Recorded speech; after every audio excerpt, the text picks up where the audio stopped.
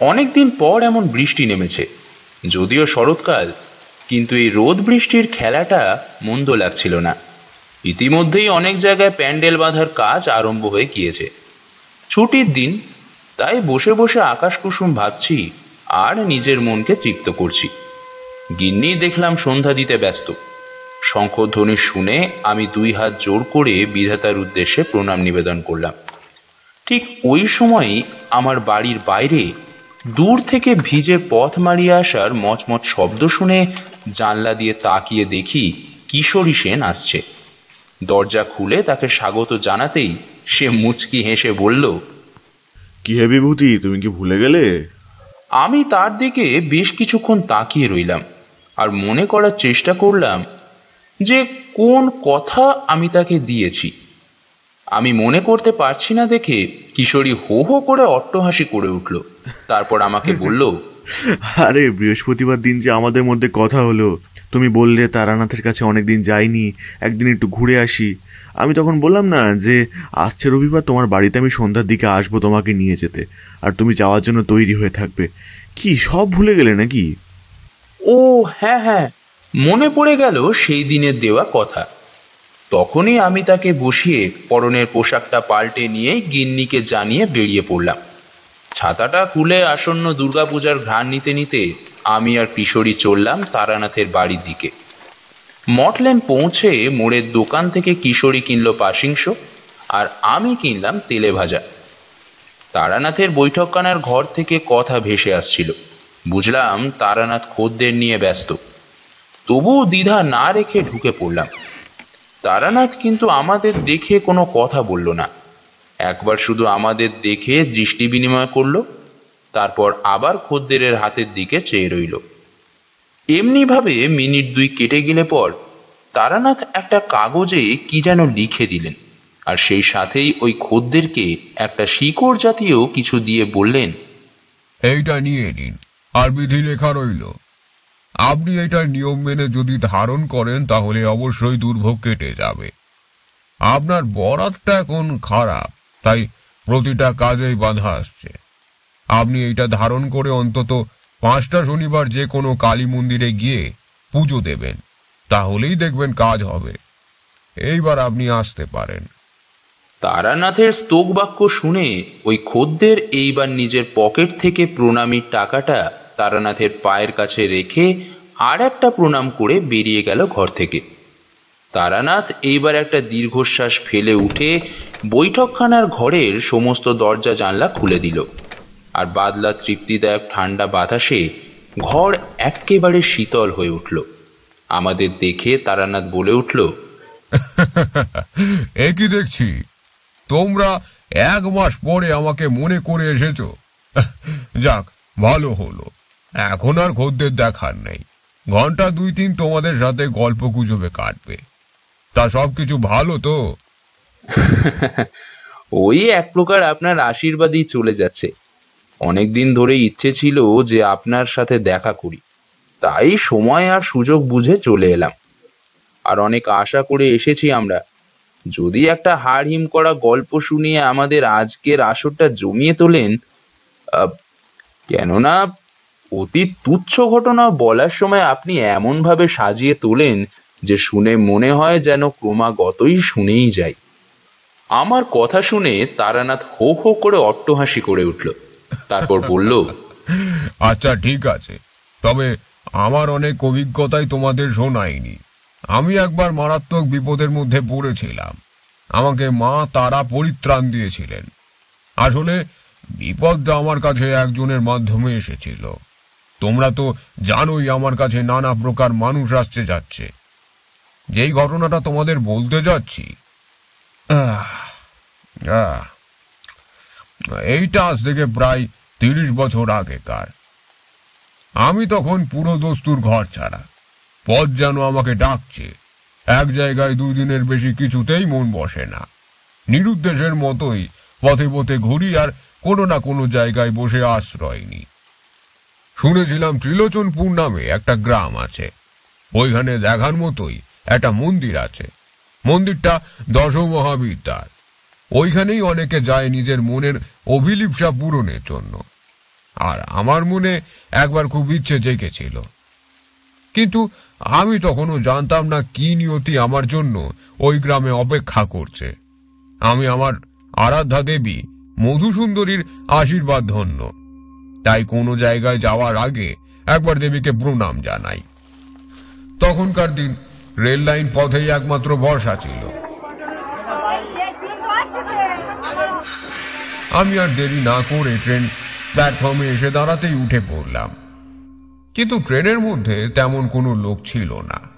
অন্ধকারে পরিপূর্ণ একটা কামরা, যেখানে বসে আছে শুধুমাত্র একজন ব্যক্তি। আমি আর দ্বিধা না করে ওই ব্যক্তির মুখের সামনে গিয়ে বসে পড়লাম। ব্যক্তিটিকে আমি দেখলাম বেশ কম বয়সী, মাথার চুল ছোট করে ছাঁটা, পরনে অতি সাধারণ একটা ফতুয়া, পাশেই তলপি নিয়ে সে বসে আছে আর উদাস দৃষ্টি মেলে আমার দিকে তাকিয়ে আছে। আমি একবার শুধু তার দিকে তাকিয়ে রইলাম, আর তাকিয়ে থাকার পরই দেখলাম তার কপালে আগুনের মতোই কিছু একটা দাউ দাউ করে জ্বলছে। আর শুধু তাই নয় বিভূতি, ওই ছেলেটার মধ্যে অসাধারণ কিছু গুণ ছিল যেগুলি সাধারণ মানুষের থাকার কথা নয়। আমি নিজের কৌতূহল সম্বরণ করতে পারলাম না। আমার মনের মধ্যে বারবার একটা মন্ত্র অনুরণিত হচ্ছিল। তারানাথকে থামিয়ে দিয়ে কিশোরী এইবার ভীষণ আগ্রহ সহকারে জিজ্ঞাসা করল, ঠাকুর মশাই, কি মন্ত্র ছিল সেটা? তারানাথ বলার মাঝে বাধা পেয়ে চুপ করে রইল না, বরং এইবার উষ্মা সহকারে বলে উঠল, আহা কিশোরী, তোমাকে 1000 বার বলেছি না যে তুমি আমাকে মন্ত্রের ব্যাপারে কিছু জিজ্ঞাসা করবে না। সাধারণ মানুষের কাছে তন্ত্রের অতি গুহ্য মন্ত্র বলা নিষেধ আছে আমার গুরুর। তোমার তো গল্প শোনা নিয়ে মতলব, সেইটা শোনো না। কিশোরী চুপ করল। তারানাথ কিন্তু এইবার আবার গল্পের মধ্যে প্রবেশ করল। দেখলাম তারানাথের দৃষ্টি স্থির হয়ে গিয়েছে। দেয়ালের দিকে তাকিয়ে উনি যেন অন্যমনস্ক হয়ে পড়েছেন। উনি বললেন, ট্রেনে দেখা ওই ছেলেটার দিকে তাকিয়েই আমার মনের মধ্যে অসংখ্য প্রশ্নের জন্ম হলো। নিজের মনেই নিজেকে প্রশ্ন করলাম, কে এই ছেলেটি? ছেলেটির পরিচয় আমাকে জানতেই হবে। আমার দরকার আছে ছেলেটার সম্বন্ধে জানাটা। আর একটা কথা হলো, ছেলেটা অনেক শ্মশানে ঘুরেছে, পরনের পোশাক তার জন্য নোংরা হয়েছে। আমি তার মানসিক সুস্থতা সম্বন্ধে সন্দিহান হয়ে প্রশ্ন করলাম, আপনি কত দূর অবধি যাবেন, আর কোত্থেকে আপনি ট্রেনে উঠেছেন? আমি কথাটা বললাম বটে, কিন্তু আমার একটা প্রশ্নেরও সে উত্তর দিতে পারল না। উল্টে সে আমার মুখের দিকে তাকিয়ে রইল। তারপর আরেকবার একই প্রশ্ন করলাম, কিন্তু সেই ছেলেটা আমার দিকে তাকিয়েই থাকে, কোনো কথার উত্তর দিতেই পারে না। ভাবে ভাবে বুঝলাম যে সে বাক শক্তি হারিয়েছে, কিন্তু কথা শুনতে পারে। আমি ভেবেছিলাম যে ওই ছেলেটা একাই যাত্রা করছে, কিন্তু ট্রেন যখন মাঝারি মাপের ছোট স্টেশনে থামলো, তখন দেখলাম অনেক লোক নেমেছে, আর হই হট্টগোল শুরু হলো, স্টেশনে যেমন হয় আর কি। জায়গা দেখে শুনে আমার মফস্বল বলেই মনে হলো। বসে আছি, ওই সময় দেখলাম একজন ভারী কি গোছে চেহারা সম্পন্ন ব্যক্তি একটা পুঁটলি হাতে এদিকেই আসছে। সে এসে সোজা আমাদের কামরায় উঠে পড়ল। তারপর রাম জীবন বলে চিৎকার করতে সেই ছেলেটা প্রত্যুত্তরে গোঙানি সূচক একটা অস্ফুট শব্দ করে উঠে দাঁড়ালো। ওই ভদ্রলোক তাকে দেখতে পেলেন, আর তারপর এগিয়ে এসে তার পাশেই যে ফাঁকা সিটটা ছিল ওইখানে বসে পড়লেন। আমার মনে হলো এই লোকটা এনার সাথেই আছেন। বুঝতেই পারলাম যে ছেলেটা কোনো এক বিপদের মধ্যে পড়েছে, আর ওই বিপদটা যখন আমি দেখতে পারছি তখন চুপ করে বসে থাকা অনুচিত হবে। তাই যেতে জিজ্ঞাসা করলাম, আপনাদের গন্তব্যস্থান কত দূর? লোকটা বেশ আলাপি, অর্থাৎ সব পরিবেশে মানিয়ে নিতে অভ্যস্ত। সে আমার কথায় উত্তর দিয়ে বলল, ত্রিলোচনপুর গ্রামের নাম শুনেছেন? হ্যাঁ হ্যাঁ, ওখানেই তো আমি যাচ্ছি। সেখানেই একটা অতি জাগ্রত মন্দির আছে, তাই না? হ্যাঁ, আমরা সেখানকারই সরকার পরিবারের বংশধর। আমাদের প্রায় 7 পুরুষের বাস ছিল ওই গ্রামে। আমি হচ্ছি ওই পরিবারের ছেলে। ভালোই হলো, আপনি যখন ওইখানে যাচ্ছেন তাহলে বাকি পথটা গল্প গুজব করতে করতে যাওয়া যাবে। কথাটা বলে সেই লোকটা তার পাশে বসে থাকা ওই ছেলেটাকে জল খাইয়ে দিতে লাগলো। ছেলেটাকে এতক্ষণ পরে দেখে বুঝলাম সে অধর্ম, সঠিকভাবে সাধারণভাবে জীবন অতিবাহিত করতে পারে না সে। আমি ওইভাবে তাকিয়ে আছি দেখে ওই লোকটা অশ্রুসিক্ত কণ্ঠে আমার দিকে বেশ খানিকক্ষণ তাকিয়ে রইল, তারপর বলল, আমার এই ছেলেটা আগে এমন ছিল না জানেন। মাসখানেক ধরে ও এইভাবে ভুগছে। অনেক কষ্ট করে ওকে খুঁজে পেয়েছি, নইলে যে ছেলেটা আমার হারিয়েই যেত। হারিয়ে যেত? তার মানে কি বলতে চাইছেন, একটু পরিষ্কার করে বলুন তো। ট্রেন যখন সমান তালে চলতে শুরু করে দিয়েছে তখন ছেলেটির বাবা আমাকে বলতে শুরু করলো, আমার পরিবারের একজন সদস্যের আকস্মিক মৃত্যু দিয়ে এই ঘটনার সূত্রপাত। অবশ্য তাকে মেরে না ফেললে সে আমাদের কাউকেই রেহাই দিত না। আর মৃত্যুর আগে ওই সদস্য একটা ভয়ঙ্কর অভিশাপ দিয়ে গিয়েছিল আমার ছেলেকে। তারই ফলেই এই ঘোর অমঙ্গল নেমে এসেছে। কেন, ওই সদস্যের মৃত্যুর কারণ কি, আর সে কেনই বা আপনার উপর ক্ষিপ্ত হলেন? আসলে আমাদের হচ্ছে কুলীন বংশ, অর্থাৎ আমাদের যে কুল দেবতা আছে তার থেকে আমরা প্রত্যেকেই দীক্ষিত। আমাদের দীক্ষা মন্ত্র হচ্ছে শক্তি মন্ত্র। আমাদের বাবা ঠাকুরদা ছিলেন সেকালের বিখ্যাত কালী সাধক। আর আমার বাড়িতেও প্রতি কৌশিকী অমাবস্যা আর ভূত চতুর্থীর পরের দিন যে কালী পুজোটা ধুমধাম করে হয় ঠাকুর মশাই। এইবার আসি আসল কথায়। আমার যে কুলগুরু, উনি তো মহান সাধক ছিলেন। গৃহদেবীর পূজা উনি নিজেই করতেন, নিত্য পূজা করতেন ওনার এক অনুসারী। আর বড় যে পুজোগুলো হতো সেইগুলো উনি নিজেই করতেন। বড়ই কড়া নিয়ম ঠাকুর মশাই। শ্মশানে যেতে হতো নদী তটের কাছে বিশেষ একটা মাছ ধরতে, আর ওই মাছটা সম্পূর্ণ পাক করে প্রথমে দেবীকে দিয়ে তারপর নিজে খেতেন পূজারী। কিন্তু বছর 2 আগে আমার গুরুদেব পরলোক গমন করেছে। কিন্তু মৃত্যুর আগে তিনি তার যোগ্য শিষ্যকে বলে দিয়েছিলেন আমাদের এই ঐতিহ্যবাহী পুজোটা করে যেতে। কিন্তু সেই ভক্ত যে মনে মনে এতটা নিম্ন শ্রেণীর, সেইটা টের পায়নি। আমি কৌতূহলী হয়েই বলে উঠলাম, কেন, সমস্যা কি হচ্ছিল শুনি? সে গুরুর দেওয়া পথ অবলম্বন করে চলছিল না। একদিন তো আমাদের ওইখানে পুজো করতে করতে দেখলাম যে কোত্থেকে একটা কালো বিড়াল এলো। আর ওই বিড়ালটা এসেই হঠাৎ করেই আমাদের ঠাকুর দালানে এসে ছটফট করতে করতে পড়ে শেষমেশ মারা গেল। গেল বছর কালী পুজোর কথা বলছি ঠাকুর মশাই। ওই সময় পূজারীর জায়গায় ছিল আমাদের গুরুনুগ্রহে থাকা ওই শিষ্যটি, আর তার হাত ধরে থাকা পঞ্চপ্রদীপটা সেই সাথে সাথেই পড়ল মাটিতেই। আর পাশেই বসে থাকা আমার ছোট বোনের সাদা থানে লেগে গেল দাউ দাউ করে আগুন। সে এক হুলুস থুলুস কাণ্ড ঠাকুর মশাই। আমরা ছুটে গেলাম আর বোনকে বহু প্রচেষ্টায় বাঁচাবার চেষ্টায় লেগে পড়লাম।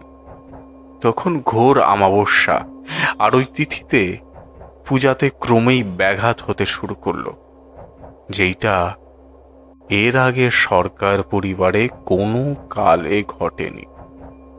আমাদের পুজোটা 300 বছর আগেকার পুজো। এত কাল নিষ্ঠা ভরে এই কালী পুজো হয়ে উঠেছে, সেইটাই দেখলাম হতে গিয়ে ক্রমেই ব্যাঘাত ঘটে গেল। বোনের গায়ে আগুন লাগেনি, কিন্তু আমার বোনের দেহের খানিক অংশ পুড়ে গিয়েছিল, আর সে প্রায় উন্মাদের মতো চিৎকার করে সাহায্য প্রার্থনা করছিল। পাশেই রাখা ছিল গঙ্গা জলের তামার ঘট। হাতের কাছে কোনো কিছু না পেয়ে শেষমেশ ওইটা দিলাম ছুঁড়ে বোনের দিকে। আগুন নিভে গেল, কিন্তু আমার বিধবা বোন ভীষণ আক্রান্ত হলো। আমাদের বাড়ির কাছেই একটা কবিরাজ থাকে। তখনকার মতো ঠিক হলো যে ডাক্তার ডেকে আনার চেয়ে ওই কবিরাজ দিয়েই প্রাথমিক চিকিৎসা করে দেওয়া যাক। অনেক বলার পর ওই রাত্রে ঘুম থেকে উঠে কবিরাজ মশাই এসে বোনকে ভালোভাবে পরীক্ষা নিরীক্ষা করলো। কিন্তু যতই সে দেখতে লাগলো, ততই ওনার মুখের মধ্যে অন্ধকার ঘনিয়ে এলো। বারবার নাড়ি দেখতে লাগলেন আর চুক চুক করে শব্দ করতে লাগলেন। আমরা বেশ ঘাবড়ে গিয়েছিলাম জানেন। তখন পূজার কথা আমার মনের মধ্যে থেকে উবে গিয়েছিল একেবারে। পূজার রাতে এত বড় অঘটন যে ঘটে যাবে সেটা ভাবতেই পারিনি। যাই হোক, আমি বাড়ির বড় ছেলে, সুতরাং আমি কবিরাজকে গিয়ে বললাম, কবিরাজ মশাই, কিছু কি বুঝতে পারছেন? আমার বোন মণিবালা কি বেঁচে উঠবে? উনি স্রেফ মাথাটা নেতিবাচক ভঙ্গিতে ঘুরিয়ে বললেন, আশা খুব কম, নারীর গতি খুব ক্ষীণভাবে পেলাম। আপনি একটা কাজ করুন, এখন থেকেই ঠাকুরের নাম ধরুন। আমার হাতের মধ্যে তো কিছু নেই, সর্বশক্তিমান যদি কৃপা করেন তাহলে হয়তো এই যাত্রায় বেঁচে উঠতে পারে। আমার কিছুই করার নেই। কথাটা শোনার পর ঠাকুর মশাই বিশ্বাস করবেন না, বাড়ির মধ্যে সকলের মুখ কেমন শুকিয়ে গেল। কান্নার রোল উঠল সমস্ত বাড়ি জুড়ে। এক নিমেষে সব কিছু শেষ হয়ে যাবে এমনই আমাদের মনে হতে লাগলো। বাড়ির সকল মহিলা আমার বোন মণিমালার সুস্থতার কামনার তাগিদে মন্দিরের কাছে প্রার্থনা করতে লাগলো। এতটা বলে ওই ভদ্রলোক চলন্ত ট্রেনের বাইরে তাকিয়ে রইলেন। ছেলেটাকে দেখলাম ওনার কাঁধে মাথা রেখে শুয়ে পড়েছে। আমার চোখের সামনে সব দৃশ্য ভেসে উঠছিল। আমার আগ্রহ আরো বৃদ্ধি পেল। আমি আবার ওনাকে জিজ্ঞেস করলাম, আচ্ছা, ওই যে মন্দিরের পূজারী ছিলেন, তিনি কোথায় ছিলেন ওই সময়? পূজাটা কি সম্পূর্ণ হয়েছিল? উনি হয়তো বাইরের দিকে তাকিয়ে অন্যমনস্ক হয়ে গিয়েছিলেন। ফলে আমার কথা শুনে ওনার চিন্তাজাল ভগ্ন হতে উনি হঠাৎ করে অস্ফুট একটা শব্দ করে আমার দিকে তাকিয়ে বললেন, ও, আমি আপনাকে যেন কিছু বলছিলাম, কিছু মনে করবেন না। আসলে আমার মানসিক অবস্থা এতটা ঠিক নেই। ওই পুরোহিতকে আর খুঁজে পাওয়া যায়নি। সব থেকে আশ্চর্যের ব্যাপার কি জানেন ঠাকুরমশাই? দেবীর পূজার সময় একটা দান সামগ্রীর বাক্স থাকতো। বাক্সটা হচ্ছে সম্পূর্ণ সোনার। আমাদের বাড়ির অন্যান্য সদস্যরা যখন সেইখানে গিয়ে পৌঁছালো, তখন ওইটা সেইখানে ছিল না। অনেকেই আমাকে ডেকে পাঠালেন। আমি গিয়ে ওইখানে উপস্থিত হয়ে দেখলাম যে সত্যি সোনার দান সামগ্রীর বাক্সটা নেই। আর এও দেখলাম যে আমাদের বিগ্রহটা ধীরে ধীরে উত্তপ্ত হয়ে উঠেছে, আর মায়ের হাতে ধরে থাকা খাঁড়াটা অবধি রক্ত রঞ্জিত হয়ে উঠেছে। আমি বুঝলাম যে এই কাজ ওই পূজারীর। আমরা তবু ভাবলাম যে বাক্সটা হয়তো একটু খোঁজ করলে পাওয়া যাবে, কিন্তু তার মধ্যেও আর একটা কাণ্ড ঘটে গেল। কি ঘটনা? ভদ্রলোক একটু দম ফেলে বলল, আমাদের 51বর্তী পরিবার ঠাকুর মশাই। আমরা 10 ভাই বোন। আমার বড় দাদার মেয়ে বসুমতী এক লাল পেড়ে সাদা শাড়ি পরে দাঁড়িয়েছিল মূর্তির মুখোমুখি। তাকে দেখে আমার বড় বৌদি বলল, কিরে বসু, তুই ওইভাবে দাঁড়িয়ে আছিস কেন? যা তোর ঘরের দিকে, এখানে দাঁড়িয়ে থাকার দরকার নেই। পুজো আর হবে না দেখছিস না? বৌদি অনেকবার একই কথা তাকে বলে বলে হাঁপিয়ে উঠল, কিন্তু তার কোনো সাড়া শব্দ নেই। উল্টে সে জোরে জোরে শ্বাস নিতে লাগলো। বসুমতী আমাদের দিকে পিঠ করে দাঁড়িয়েছিল, ফলেই তার মুখের অভিব্যক্তি আমরা কেউ দেখতে পারছিলাম না। বৌদি এইবার সন্দিগ্ধ হয়ে তার দিকে এগিয়ে যায়, আর তার কাঁধে স্পর্শ করতেই চিৎকার জুড়ে দেয়, আর ওইখান থেকে ছিটকে বাইরে বেরিয়ে আসে। একেই তো আমরা এত কিছু ঘটে যাওয়ার দরুন বেশ ভীত সন্ত্রস্ত ছিলাম, তারপর আবার উপরই এই কাণ্ড দেখে ছুটে গেলাম। ততক্ষণে মায়ের মূর্তির সামনে সে বসে পড়েছে। তার বাঁধা চুলের খোঁপা খুলে সারা পিঠ ছড়িয়ে পড়েছে, আর সে চোখ বন্ধ করে মাথাটা ঘুরিয়ে কিছুক্ষণ পরে স্থির হয়ে রইল। তারপর কথা বলতে লাগলো।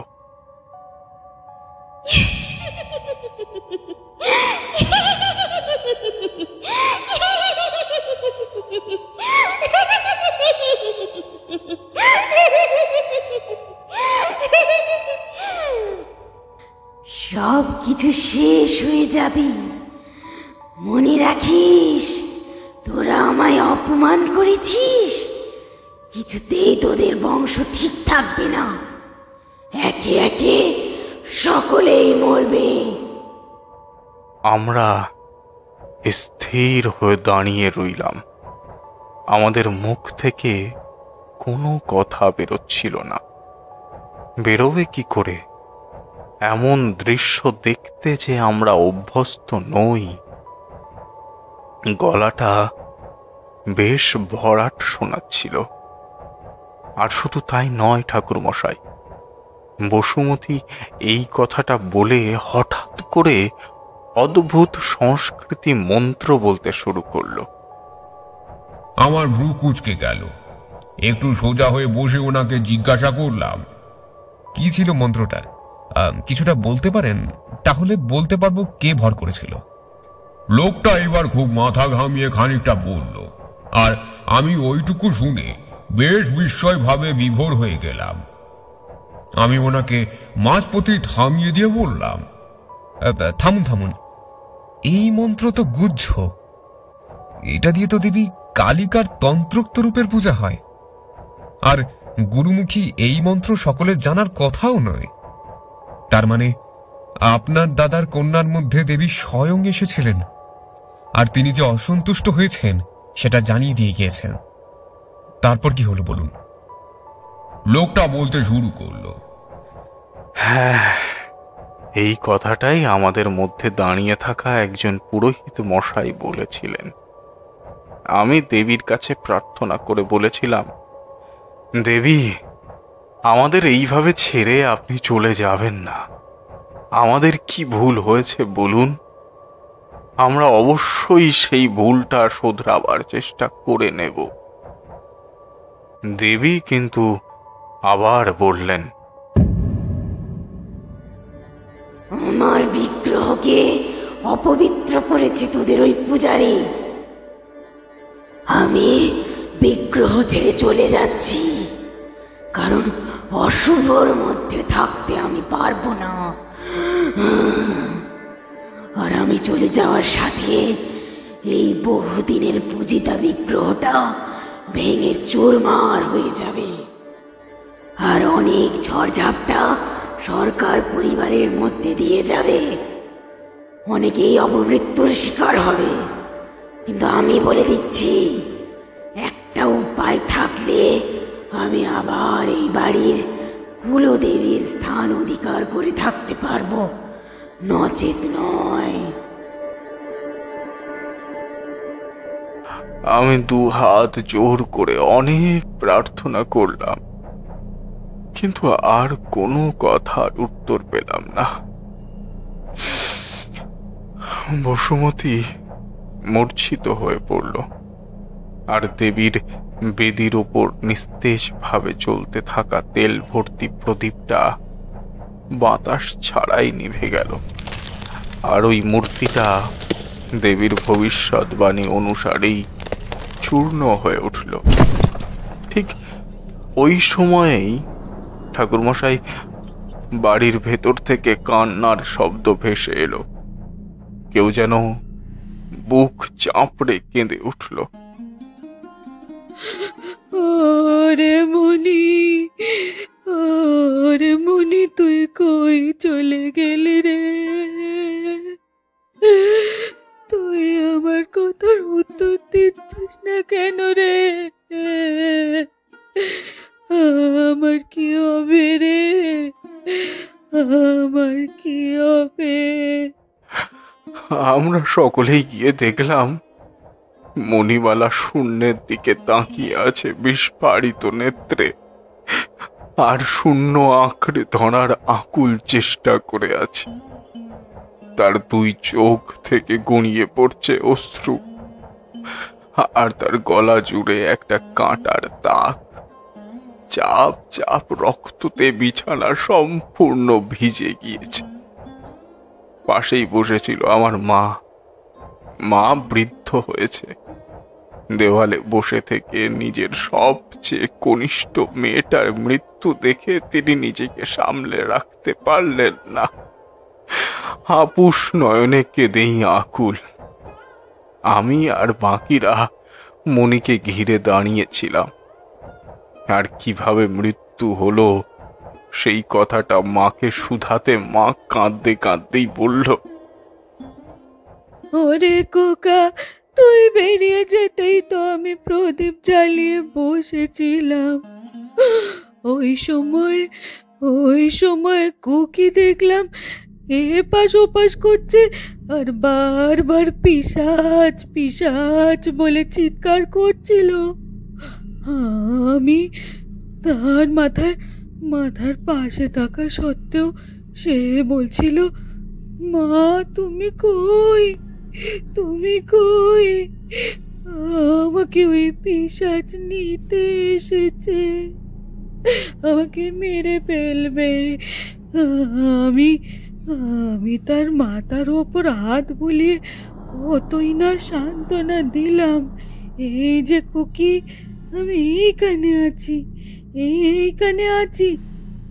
কিন্তু না রে খোকা, হঠাৎ করে দরজাটা আট করে খুলে গেল।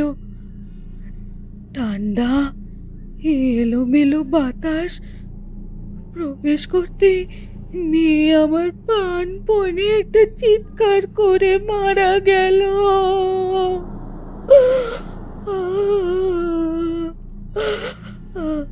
আর গলায় দেখলাম একটা কাটা দাগ। আমরা সকলেই স্তম্ভিত হয়ে গিয়েছিলাম ঠাকুরমশাই। এই অবস্থায় কি করি বলুন তো? আমি এক বর্ণ মিথ্যে কথা বলছি না ঠাকুরমশাই। কথা বলতে বলতে কখন যে ট্রেনটা তার গতি ধীরে ধীরে কমিয়ে এনে একটা শুনশান স্টেশনে থেমে দাঁড়িয়েছে সেইটা আমরা কেউই বুঝতে পারিনি। লোকটা এবার জানলা দিয়ে স্টেশনের নাম পড়ল, তারপর উঠে পড়ল সঙ্গে ছেলেটির কাঁধের একটা অংশ উনি ধরেই ছিলেন। আমি বসেছিলাম। ওই ভদ্রলোক আমাকে এইবার বলল, ঠাকুরমশাই, আপনি তো সব শুনলেন। এইবার দয়া করে যদি আমার বাড়িতে একবার পদধূলি দেন তাহলে অনেক উপকৃত হব। কে জানে বাড়ি গিয়ে কি শুনতে হবে। আমার ছেলেটা নিরুদ্দেশ হওয়ার পর থেকেই আমার স্ত্রী খাওয়া দাওয়া প্রায় ত্যাগই করেছে, আর সে এখন শয্যাশায়ী। তাই বলছিলাম আর কি। আমার বেশি তাড়া নেই। নিয়তি আমাকে যেইখানে নিয়ে যায় আমি সেইখানেই যাই, আর আমি যাবই বা কোথায়? দীর্ঘ ট্রেনের সফর করে প্রায় অনেকটা ক্লান্ত বোধ করছিলাম। তাই আমার পাশেই রাখা পুডলিটা তুলে নিয়ে ওনার সাথে চলতে শুরু করলাম। শুনশান জায়গা, গ্রামের নামটা আবঝা অন্ধকারেও বেশ চোখে পড়ল। গ্রামের নাম আগেই বলেছি, ত্রিলোচনপুর। আমি ট্রেন থেকে নেমে পড়লাম। ছেলেটার হাঁটার ক্ষমতা তেমন ছিল না, আর তার গা থেকে শ্মশানের গন্ধ ভেসে আসছিল। আমি ওই ভদ্রলোককে বললাম, দেখুন নিকুঞ্জবাবু, আমার মনে হয় আপনার ছেলেকে গৃহে ঢোকাবার আগে একবার পুকুর থেকে কয়েক ডুব দিয়ে ঢোকানো উচিত। কেননা আপনি বলছিলেন যে সে হারিয়ে গিয়েছিল, তাই তাকে স্নান না করে ঘরে ঢোকানো অনুচিত। নিকুঞ্জবাবু আমার কথা শুনে নিলেন। স্টেশন থেকে বেরিয়েই একটা ছোট জলাশয় চোখে পড়ল। আবঝা আলো অন্ধকারে তখনও কিছুটা হলেও দেখা যাচ্ছে। আশপাশে মাঠ আর মাঠ, বেশ কিছু ছাড়া ছাড়া জঙ্গল মতো। মাথার উপর দিয়ে পাখির দল বাড়ির পথে রওনা হচ্ছে। যদিও বাদলা নয়, তবু দেখলাম একটা কোকিল মিহি সুরে ডেকেই চলেছে। ঝিরঝির করে মৃদুমন্দ বাতাস দিচ্ছিল। এইটা দেখে আমার খুব ভালো লাগলো। প্রকৃতির মধ্যেই আমার বেড়ে ওঠা, তাই এইগুলো উপভোগ করতে মন্দ লাগছিল না।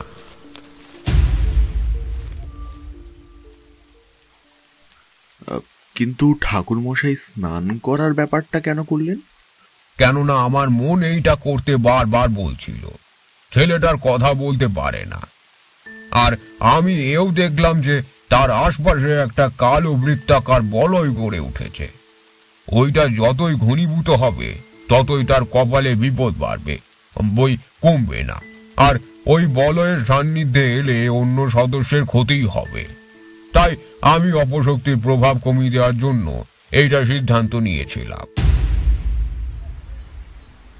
ছেলেটাকে আমার কাছে টেনে এনে প্রথমেই তার কাঁধে হাত রেখে দিলাম, আর চোখ বন্ধ করে ইষ্ট নাম স্মরণ করলাম।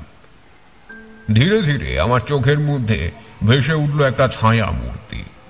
হ্যাঁ, কয়েকটা প্রেত ছেলেটাকে ঘিরে আছে।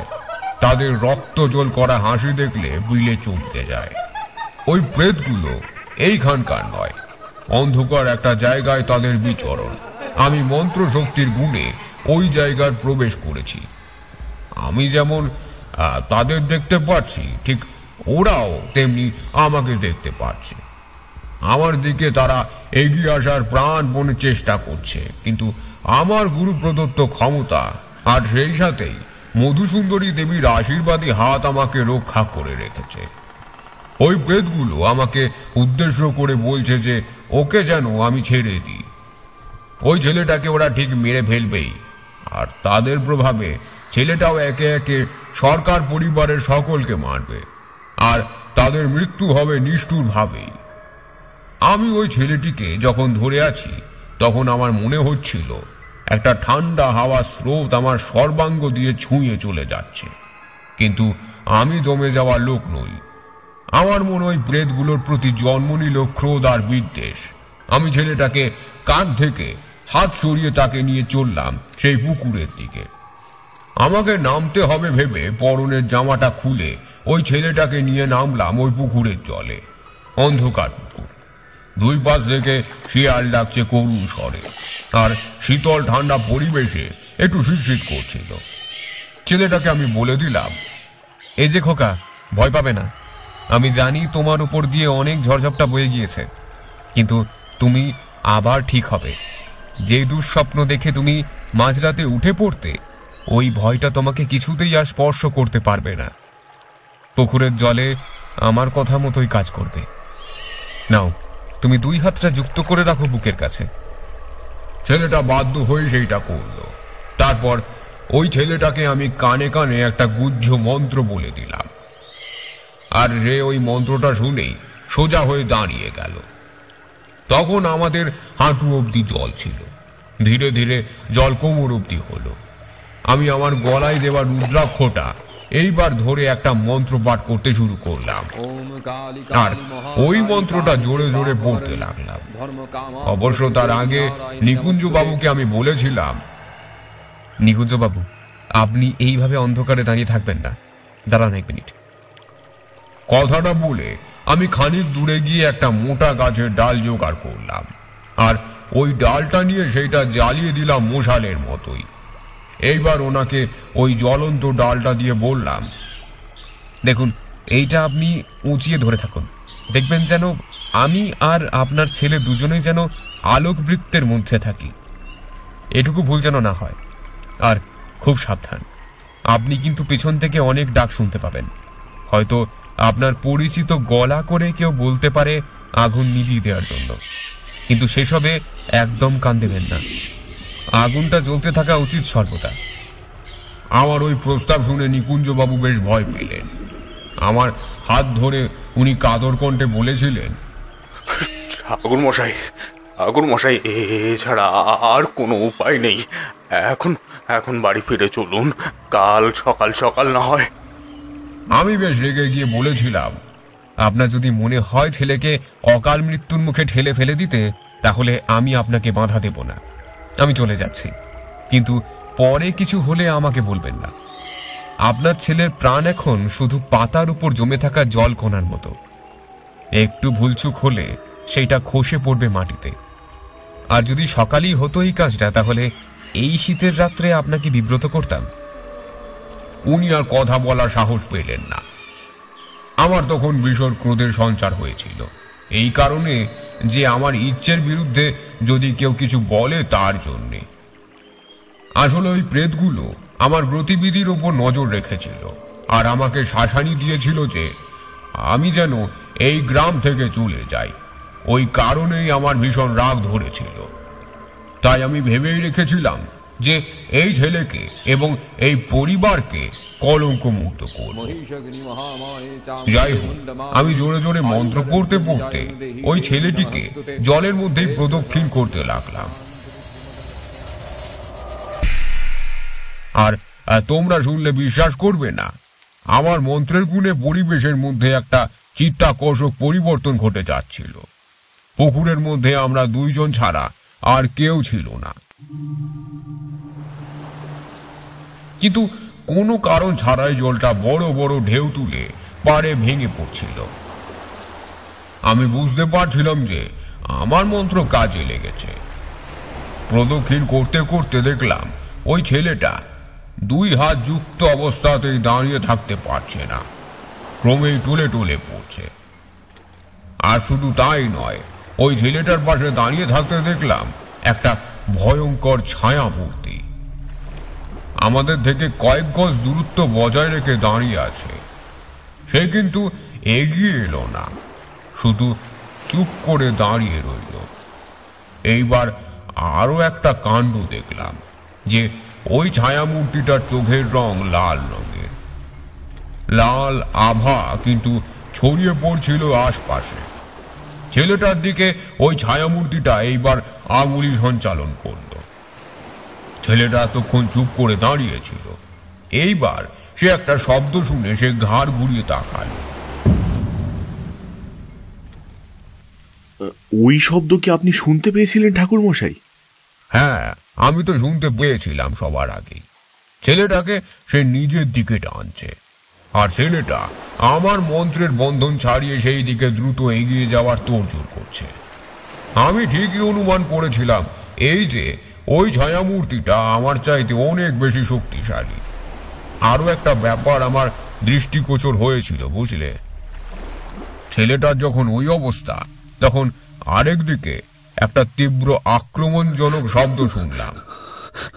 বিজাতীয় একটা শব্দ করছে পাড়ে দাঁড়িয়ে নিকুঞ্জ বাবু। উনি পাড়ের দিকে তাকিয়ে আছেন বিস্ফারিত দৃষ্টি মেলে। উনি যেন কাউকে দেখে বিহ্বল ভাবে তাকিয়েই আছে, আর ভয় পেয়ে গায়ে কাঁটা দেওয়ার দরুন ওই ধরনের শব্দ করছে। নিকুঞ্জ বাবু এক পা করে পিছিয়ে যাচ্ছে, আর দুই হাত দিয়ে কাউকে যেন প্রতিরোধ করার চেষ্টা করছে, আর আর্তনাদ করে বলছে,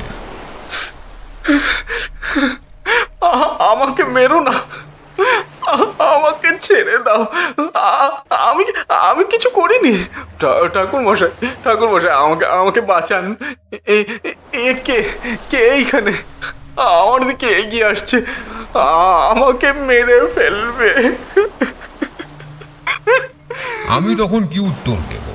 ওই কথা শুনে আমি দূর থেকে চিৎকার করে বললাম, আপনি ভয় পাবেন না, হাতের মশালখানা শক্তভাবে ধরে রাখুন। পারছি না ঠাকুর মশাই, আমাকে ওরা চারিদিক থেকে ঘিরে রেখেছে। আপনি এসে কিছু একটা করুন। মহা সংকটে পড়লাম ওই সময়। যে করেই হোক দুর্বিপাক থেকে আমাকে উদ্ধার করতেই হবে। তারপর ওই ছেলেটা সাঁতার কেটে ওই দিকে কিছুটা এগিয়ে যাচ্ছিল। আমি তার একটা হাত শক্তভাবে ধরে তারা মন্ত্র জপ করতে লাগলাম। মা তারা ওই দিন যদি সহায় না হতেন তাহলে আমার চোখের সামনে দুটি মৃত্যু অবধারিত ছিল। আমি তারা মন্ত্র পাঠ শুরু করতে কোত্থেকে একটা মনোমুগ্ধকর সুভাষে ভরে উঠল। ব্যাস, আর কি, জলের উপর একটা বাজ পড়ল, আর ওই প্রেত মূর্তিগুলো মিলিয়ে গেল। আবার সব আগের মতন শান্ত হয়ে গেল। কিন্তু বিপদ যে এত সহজে কাটবে না সেইটা আমার জানাই ছিল, তাই সতর্ক হয়ে রইলাম। দেখলাম যে অদূরে ছেলেটা জলের মধ্যে তলিয়ে যাচ্ছে। আমি ডুব সাঁতার দিয়ে নিচে গিয়ে ওই ছেলেটার মাথার চুল ধরে তাকে পাড়ে এনে তুললাম। তারপর তার পেটের ভেতরে চলে যাওয়া জল বের করতেই সে সুস্থ বোধ করল। নিকুঞ্জবাবু দেখলাম উপুর হয়ে পড়ে আছে। ওনাকে জাগিয়ে তুললাম। দুজনেই ভীষণ ভয়ে উন্মাদের মতোই আমার দিকে তাকিয়েছিল। প্রায় 10 মিনিটের মতো সময় লাগলো দুজনের সুস্থ হতে। আমাকে নিকুঞ্জবাবু তারপর বললেন, ঠাকুর মশাই, কি যে ভয় পেয়ে গিয়েছিলাম। চোখের সামনে সাক্ষাৎ জমকে দেখতে পেয়েছিলাম। ভাগ্য ভালো, সঠিক সময় আপনি আমাদের প্রাণ রক্ষা করলেন। হ্যাঁ, কিন্তু আমার খোকাটা কই গেল? সে তো আপনার সাথেই জলের তলায় নেমেছিল, তাই না? আপনি সবার আগে একটু শান্ত হন। আপনার ছেলে এইখানেই আছে। ওই যে সে ওইখানে মাথা 2 হাঁটুর মধ্যে মুখ গুজে বসে আছে। তার সাথে কথা না বলাই ভালো। তাকে বাড়ি নিয়ে গিয়ে শুইয়ে দিন। বাকিটা আমি না হয় নিজেই দেখে নিচ্ছি। ছেলেটার কাছে গিয়ে নিজের রুদ্রাক্ষের মালার একটা অংশ স্পর্শ করিয়ে তারপর তাকে নিয়ে চললাম অদূরের অবস্থিত একটা বাড়ির দিকে। বাড়ির দিকে তাকিয়ে দেখলাম বাড়িটা নেহাত ছোটখাটো নয়। সত্যি সরকার পরিবার বেশ সমৃদ্ধশালী বলতে হবে। অন্ধকারে ম্লান জ্যোৎস্না আলো পড়েছে বাড়ির ছাদে। আর ওইখানেই আমি একজনকে এই প্রান্ত থেকে ওই প্রান্ত অব্দি ঘুরে বেড়াতে দেখলাম। আর ওইটাই আমার মনে সন্দেহের ভাব আরো বাড়িয়ে দিল। আমি আর কিছু বললাম না, শুধু সঠিক সময়ের অপেক্ষা করতে লাগলাম। বাড়ির মধ্যে কেমন যেন থমথমে ভাব, বাতাসে একটা বিশ্রী গন্ধ, আর ঢুকেই আমার দেহ মনে একটা অবসন্নতার ভাবের সঞ্চার হলো। মন খারাপ করা একটা পরিবেশ সর্বত্র বিরাজমান। আমি দেখলাম উঁচু ভিতের বাড়িটা। আমি ওদিকে স্থির হয়ে তাকিয়ে রইলাম।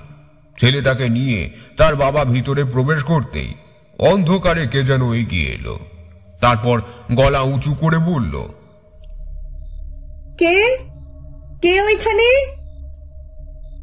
কে এই অন্ধকারে দূরে দাঁড়িয়ে আছে? আমি এসেছি, ছেলেকে নিয়ে এসেছি।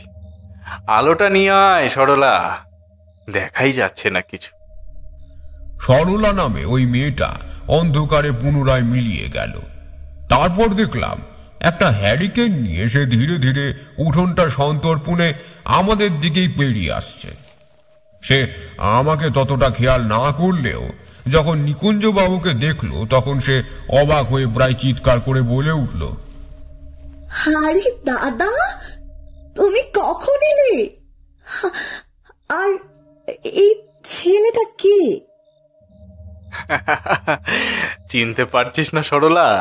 দেখ ভালো করে, এ হচ্ছে আমার হারিয়ে যাওয়া ছেলে।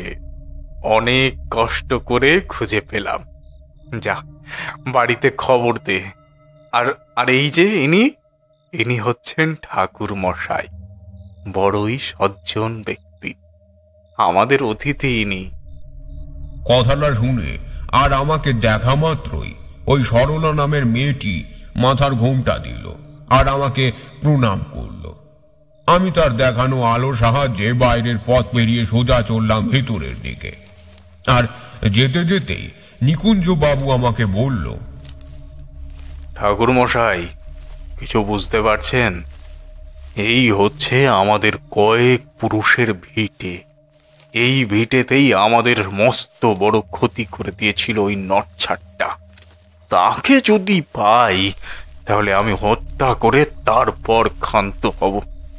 আমার মাথাটা সেই দিনের পর থেকে খারাপ হয়ে গিয়েছে। আপনি যদি কিছু করেন তাহলে আমরা অনেকটা নিশ্চিন্ত হতে পারি। আপনি এতটা উতলা হবেন না। আমি যখন বলেছি তখন আপনি একদম আমার উপর নির্ভর হয়ে থাকুন। আপনার পরিবারের উপর আমি কোনো খারাপ আঁচ আসতে দেব না। আশপাশে শুধু বন জঙ্গল।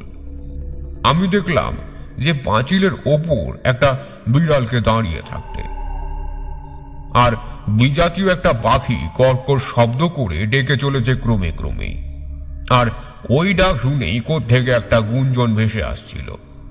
ওই গুঞ্জন শুনে নিকুঞ্জবাবু কেমন যেন হয়ে গিয়ে থমকে দাঁড়ালেন। তারপর নিজের মনেই প্রলাপ বকতে বকতেই বলে উঠলেন, ওই যে আমার স্ত্রী বাসন্তী আবার ওই জিনিস শুরু করেছে। ওরে সরলা, তাড়াতাড়ি নিয়ে চল। আর তোর গিন্নিমা কেমন আছেন? সামনে চলতে থাকা ওই মহিলার কণ্ঠ থেকে কোনো শব্দ বেরুলো না, শুধু কান্নার দমকে একটা ঝাঁকুনিপূর্ণ শব্দ বেরিয়ে এলো। ডুকরে কেঁদে ওঠা যাকে বলে, ঠিক তাই। আমি একটু অবাকই হলাম। নিকুঞ্জবাবুর স্ত্রী হঠাৎ কি হলো যে বাড়ির সকলে চিন্তিত। দূরে দেখলাম যে একটা ঘর থেকে আলো বেরিয়ে আসছে, প্রদীপের আলো। তবে ওই বাড়িটা দেখে আমি অবাক হলাম। আর শুধু তাই নয়, আমার সাথে নিকুঞ্জবাবু নিজেও অবাক হলেন। অসুস্থ হলে কেউ যে এমন করতে পারে সেইটা আমার জানা ছিল না। নিকুঞ্জবাবু নিজেই প্রশ্নটা করলেন। অবাক হয়ে তিনি বললেন, এই সরলা, এইখানে খড়ে ছাওয়া আলাদা ঘর কেন বানিয়েছিস রে? তোর গিন্নিমাকে আলাদা করে রাখা হয়েছে কেন? আমার মনে অমঙ্গলকর একটা অনুভূতি হচ্ছিল। উত্তর দিচ্ছে না দেখে নিকুঞ্জবাবু সরলার একটা হাত চেপে ধরল, আর উনি হাত ধরা মাত্রই দেখলাম যে হাতটা ছেড়ে দিলেন তিনি। আর উনি বিস্ময়সূচক শব্দ করে বলে উঠলেন, উফ, হাতটা এত ঠান্ডা কেন? মেয়েটা তার চলার গতি বাড়িয়ে দিল। আর আমরা ওই আলাদা ঘরে পৌঁছে যাওয়ার পরেই নিকুঞ্জবাবু স্থির থাকতে পারলেন না। মাস তিনেক ধরে তিনি নিজের ছেলেকে খুঁজে বেরিয়েছেন সমস্ত জায়গা জুড়ে। উনি ছেলেকে নিয়ে প্রবেশ করলেন ঘরে, কিন্তু আমি অন্ধকারে দাঁড়িয়ে থাকা ওই সরলার দিকেই দৃষ্টিপাত করলাম। সে ওইখানে দাঁড়িয়ে আছে, পরনে তার একটা কম দামি শাড়ি আর চুলটা খোলা। ভর সন্ধ্যার দিকে কেউ যে ওইভাবে চুল খুলে দাঁড়িয়ে থাকতে পারে সেইটা কেমন যেন বোধ হলো আমার। তারপরে চোখের পলক ফেলতেই দেখলাম সে নেই, ভোজবাজির মতোই উবে গিয়েছে। আমি তখন মনে মনে ইষ্ট নাম স্মরণ করে সেই অন্ধকারের দিকে এগিয়ে গেলাম। বাপরে, ওই অচেনা পরিবেশে আপনার ওইভাবে অন্ধকারে যেতে ভয় করলো না? আমি হচ্ছি তারানাথ তান্ত্রিক। ওই ভয় ডর কাকে বলে আমি জানি না। আর সাধারণ প্রেত আমার কোনো ক্ষতি করতে পারবে না, কেননা আমার কাছে গুরু দ্বারা অভিষিক্ত মন্ত্রপুত মালা ছিল। ওই মালার গুণেই আমি অনেক বিপদ থেকে রক্ষা পেয়েছি। আমি হয়তো অনুভব করতে পারি যে আমার পাশে কেউ আছে, কিন্তু আমার দিকে ধেয়ে এসে যদি কেউ আমার গায়ে হাত রাখতে চায় তাহলেই মালার তেজে সে ভস্মীভূত হয়ে যাবে। ফলেই আমার কোনো ভয় ছিল না। আর ওইখানে গিয়েই আমি বিদ্যুতের ঝলকানিতেই দেখতে পেলাম যে এক ছলক তরল রক্ত পড়ে আছে। অদূরে একটা ছোট্ট গাছ ছিল, ওই গাছটাকে শুকিয়ে যেতে দেখলাম।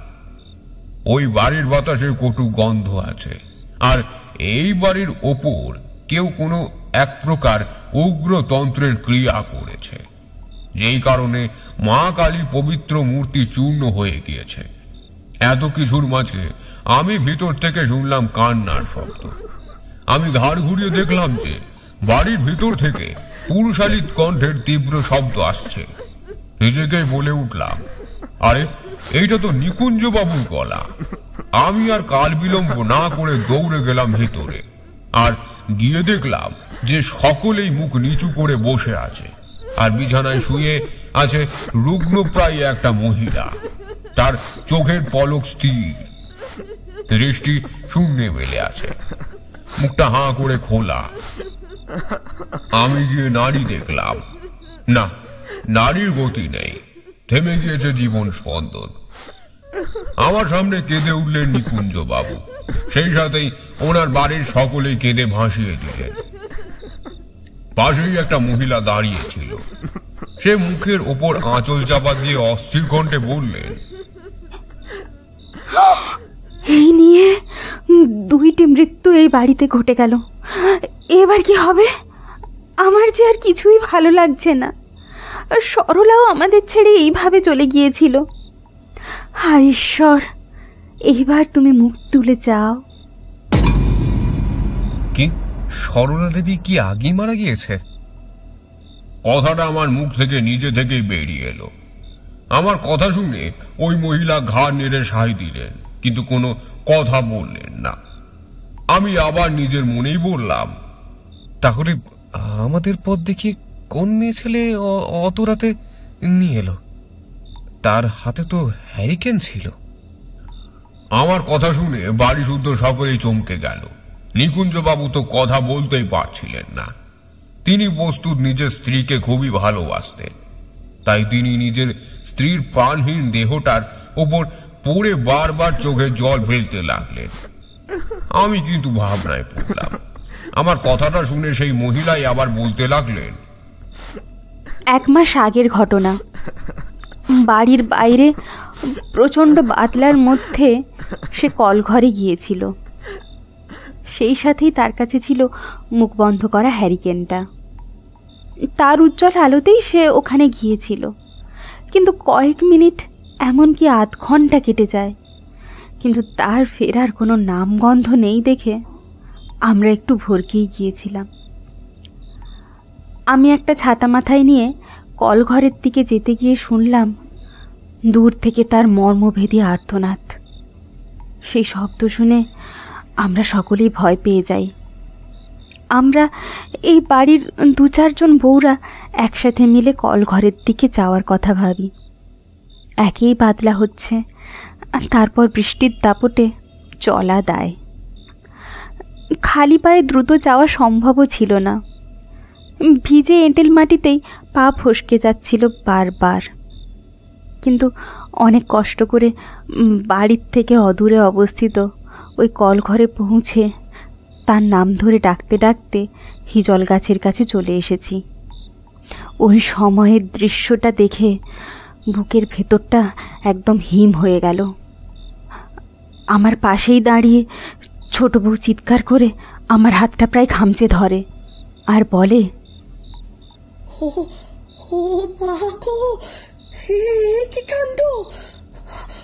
ওইদিকে তাকিয়ে দেখ দিদি, ও তো আমাদের সরলা, তাই না?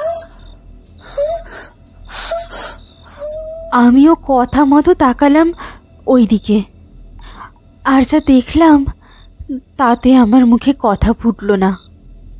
স্পষ্ট দেখলাম গাছের ওপর 2 ঠ্যাং মেলে কেউ যেন বসে আছে, আর আমাদের দিকে হাতের আঙুল নাড়িয়ে নাকি সুরে খ্যান খ্যান করে হাসছে।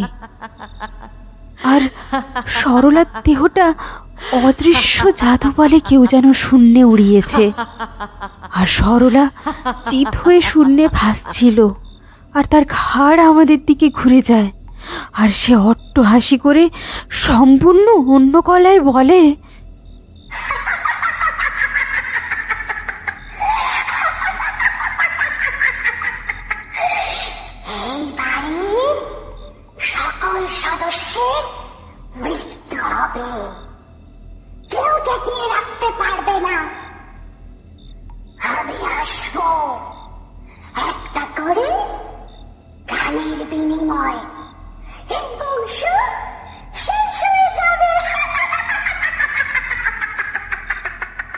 এই কথা শুনে ছোট বউ জ্ঞান হারায়, আর আমিও কোনো কথা না বলে ওখানেই বসে পড়ি। চলাফেরার ক্ষমতা প্রায় আয়ত্তের বাইরে চলে গেছিল। হিজল গাছটার নিচে দেখলাম একটা কঙ্কালের খুলি পড়েছিল। ওইটা ক্রমেই গড়িয়ে গড়িয়ে আমাদের দিকে এগিয়ে আসছিল। এরপর আমার আর কিছু মনে নেই, তবে হ্যাঁ, দিদি নাকি তাকে সর্বদাই দেখতে পেতেন। মৃত্যুর খানিক আগেও ওই কথাই বলছিলেন। তারপর আর কথা বলতে না পেরে শেষ নিঃশ্বাস ত্যাগ করল। আর কথা বলার কোনরূপ ক্ষমতা রইল না ওই মহিলার। আমি শুনে চুপ করে রইলাম। আমি যে ওদের আশা দেব সেই বিশ্বাস আমার ছিল না। কিন্তু মৃত স্ত্রীকে নিয়ে বিবাদ বাঁধল। সমস্যা হলো, অত রাতে কেউ তো শ্মশানে যেতে চাইছিল না। সকলেই ভয় পেয়ে দূরে সরে যায়। খোঁজ নিয়ে জানলাম যে এইখান থেকে শ্মশানের দূরত্ব প্রায় 40 মিনিটের হাঁটা পথ। বর্ষাকাল, প্রতিক্ষণে বৃষ্টি হচ্ছে, ফলে বুঝতেই পারছো কাঁধের ওপর সব নিয়ে ওই অন্ধকার সংকুল শ্মশানে যাওয়া, তাও গভীর রাতে, সেইটা কোনোভাবেই সম্ভব নয়। আমার মাথায় কেমন জানি বুদ্ধি খেলে গেল। আমি নিকুঞ্জ বাবুকে আড়ালে ডেকে আনলাম। তারপর বললাম, দেখুন নিকুঞ্জ বাবু, আমার কথা যদি শোনেন তাহলে এই বিপদ থেকে আগে উদ্ধার পেতে হবে, আর সেই জন্য আমাকে একটা ক্রিয়া করতেই হবে। যদি আপনি অনুমতি দেন তাহলে আমি এই কাজে নামতে পারি। উনি ব্যাকুলভাবে বলে উঠলেন, এই কাজটা করলে কি আমার বাড়ির সকল সদস্যের বিপদ থেকে মুক্তি ঘটবে? আমি বললাম, দেখুন, আমি আমার মতো করে খুব চেষ্টা করব। এই সমস্ত কাজে সবার আগে বাধা আসে। যদি ঈশ্বরের কৃপা থাকে তাহলে এই কাজটা করতে পারি, কিন্তু আমাকে একটা জিনিস দিতে হবে। সেইটা ভিন্ন আমি কিছুতেই কিছু করতে পারবো না। কথাটা শুনে নিকুঞ্জ বাবু কেমন যেন হা হয়ে গেলেন। আমার দিকে তাকিয়ে বলে উঠলেন, কি বলতে চাইছেন আপনি? আপনাকে দেওয়ার মতো আমার এমন কি জিনিস আছে ঠাকুরমশাই, যেইটা দিয়ে আমি আপনার কাজে সাহায্য করতে পারবো? আছে, আপনি আমার কথা অনুসারে কাজ করুন। আমি ওনাকে সবটা বুঝিয়ে দিলাম, আর আমার কথা শুনে উনি প্রথমে নিজের থেকে বেশ অসম্মতি প্রকাশ করলেন। তারপর আমি যখন ওনাকে অনেকবার বুঝিয়ে দিলাম তখন উনি নিমরাজি হলেন। আমি আবার আশ্বাস প্রদান করলাম, বললাম, তার আগে আপনি বাকি ব্যাপারটা একটু দেখে শুনে নিন। আচ্ছা, আপনাদের ঠাকুর দালানটা একবার আমি ঘুরে দেখতে চাই। একটা হ্যারিকেন আমাকে দেবেন, দরকার আছে। হ্যারিকেনটা আমাকে উনি দিয়ে দিলেন। আমি বাড়ি থেকে কিছুটা যেতেই দেখলাম একটা তেল সিঁদুর দিয়ে স্বস্তিক চিহ্ন দেওয়া একটা দরজা। দরজার সামনে গিয়ে দাঁড়ালাম। দরজাটা ঈষৎ ভেজিয়ে রাখা, আর ঘরটা বেশ অন্ধকার। অন্ধকার ঘরে ঢুকেই কেন জানি না আমার সর্বাঙ্গ দিয়ে খেলে গেল একটা শিহরণ। হ্যাঁ, এই ঘরে আমি একাই নই, সেই সাথেই দ্বিতীয় প্রাণী আছে। আমার কাঁধে একটা ঠান্ডা নিঃশ্বাস পড়ছে। হ্যারিকেনের আলো বাড়িয়ে যেই না মন্দিরের গর্ভগৃহে প্রবেশ করতেই বাইরে থেকে দরজাটা দড়াম করে বন্ধ হয়ে গেল। আমি ভয় পেয়ে পিছনে তাকিয়ে খুঁজতে শুরু করলাম, আর তীব্র কণ্ঠে বলতে শুরু করলাম, কে? দরজাটা কে বন্ধ করলো? কোনো উত্তর নাই। আমি হ্যারিকেনটা মুখের কাছে তুলে চারিদিক ঘুরিয়ে ঘুরিয়ে দেখতে লাগলাম। গর্ভগৃহের মধ্যে একটা ভ্যাবসা বোটকা গন্ধ ভেসে আসছিল। ওই গন্ধটা আমার খুব ভালো চেনা। শ্মশানে দীর্ঘদিন ধরে কাটিয়েছি, ফলে আমি সব ঠিকঠাক বুঝতে পারছিলাম। বেদির সামনে জ্বালিয়ে দিলাম একটা ছোট্ট প্রদীপ। হ্যারিকেন আর ওই প্রদীপের স্নিগ্ধ আলোতে ঘরটা মৃদু আলোকিত হয়ে উঠল। আমি ঝোলা থেকে বের করলাম একটি ফুল, আর ওই ফুলটা মাথার ওপর ঘুরিয়ে 3 বার কালী নাম করে ছুঁড়ে দিলাম দক্ষিণ দিকে। বিশ্বাস করবে না, ওই ফুলের সুবাসে ঘরের ভিতরটা আমোদিত হয়ে উঠল, আর ওই বিশ্রী গন্ধটা কেটে গেল। আমি গর্ভগৃহে থাকা বেদির কাছে গিয়ে দেখলাম যেইখানে একসময় একটা বেশ ভারী মূর্তি রাখা ছিল, ওইখানে শুধু পাথরের খণ্ড পড়ে আছে। হাতে তুলে নিলাম পড়ে থাকা পাথরের একটা খণ্ড, আর ওই খণ্ডটা হেরিকেনের আলোতে পরীক্ষা করে বুঝলাম এইটা কোষ্ঠী পাথরের তৈরি মূর্তি। কোষ্ঠী পাথরের মূর্তি ছিল ওটা, কিন্তু সেই মূর্তি কিভাবে চূর্ণ হলো? দেখো, আগেকার দিনে বেশিরভাগ বাড়ির কুলদেবী নয় রাধাকৃষ্ণ নতুবা ছিলেন মা কালী, আর যারা বিত্তবান শ্রেণীর মানুষ ছিলেন তারা আলাদাভাবে এই কালী মূর্তি প্রতিষ্ঠা করতেন, আর প্রতিষ্ঠা হওয়ার পর ওই মূর্তির মধ্যে মা স্বয়ং বিরাজ করতেন। কিন্তু সরকার বাড়ির কুলদেবী তো কোনো কারণে অপবিত্র হয়েছিল, ফলে ওই মূর্তির মধ্যে মা অধিষ্ঠান করতে না পারার দরুন ওই মূর্তি থেকে সেই শক্তিটা বেরিয়ে যায়, আর ওই মূর্তিটা চূর্ণ হয়ে যায়। আর আবার অশুভকে দমন করে ওই মূর্তি প্রতিষ্ঠা করতে পারলেই সরকার বাড়ি সম্পূর্ণ কলুষমুক্ত হবে। আর ওই কাজ আমি করেছিলাম। ওইখান থেকে কিছুটা গিয়েই দেখলাম একটা রক্তমাখা খাঁড়া। ওই ঘাড়াটা দেখে আমার সন্দেহের 16 আনা সম্পূর্ণ হলো। আমি মায়ের নাম মুখে উচ্চারণ করতে করতে দরজার দিকে এগিয়ে গেলাম, আর কি আশ্চর্য, দরজাটায় হাত দেওয়া মাত্রই আমি কোনো বাধা পেলাম না। অন্ধকার জায়গা, এর মধ্যেই আবার নানাবিধ কাজ করতে হবে, কেননা নিকুঞ্জবাবুর স্ত্রী সদ্য প্রয়াত হয়েছেন। কিন্তু আমার জানা দরকার ছিল ওই সাধক, অর্থাৎ এদের গৃহের যিনি কুলুগুরু, তার বদমাইশ চেলাটা কোথায় গা ঢাকা দিয়ে আছে। আচ্ছা, সেইটা জানার তো কোনো উপায় ছিল না ঠাকুরমশাই। আপনি কি হদিশ পেয়েছিলেন? তারানাথের কথার মাঝে আমি এই প্রশ্ন করতেই দেখলাম তারানাথ চোখ ছোট করে আমার দিকে শ্যান দৃষ্টি মেলে তাকিয়ে আছে। বরাবর লক্ষ্য করেছি উনি নিজের দুর্বলতা সহ্য করতে পারেন না। উনি আমার দিকে তাকিয়ে দৃঢ় সচেষ্ট ভঙ্গিমায় জবাব দিয়ে বললেন, বিভূতি, আমি পারবো না এমন কোনো কাজ নেই। আমি হয়তো ওই সময় সাধনার প্রতি ঠিকভাবে প্রবেশ করতে পারিনি, কিন্তু যে সময়ের কথা বলছি ওই সময় আমার মধ্যে শক্তির কিছু কম ছিল না। আমি ওই সাধককে খুঁজে পাবো না সেইটা ভাবলে কি করে? কেন, চন্দ্র দর্শনের কথা কি তুমি ভুলে গিয়েছ? ওই প্রক্রিয়া দিয়ে তুমি পরিণামিয়ে সহজেই জেনে নিতে পারবে বিশ্ব ব্রহ্মাণ্ডের সব কিছু। আমি ওইটাই করলাম। দেখলাম নিকুঞ্জবাবু দেহটা আঁকলে দাঁড়িয়ে আছে। আমাকে দেখে উনি বলে উঠলেন, ঠাকুর মশাই, আপনি দেখলেন মন্দিরটা? ওই মন্দিরেই এতদিন ধরে পুজো হয়ে এসেছে মায়ের। নিকুঞ্জবাবু, আপনি আর কিছু চিন্তা করবেন না।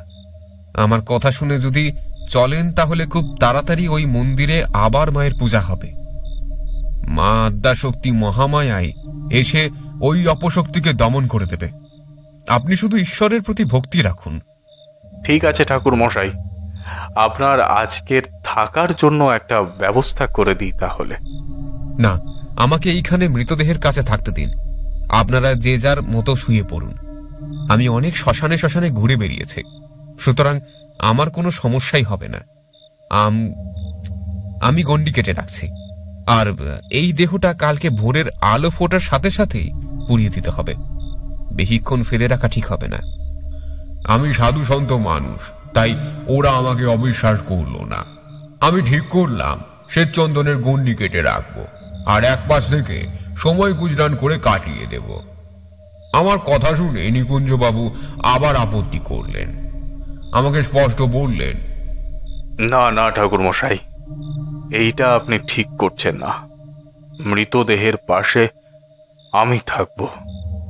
ওকে আমি অগ্নি সাক্ষী করে বিয়ে করে এনেছি। তার শেষ সময় আমিই থাকব।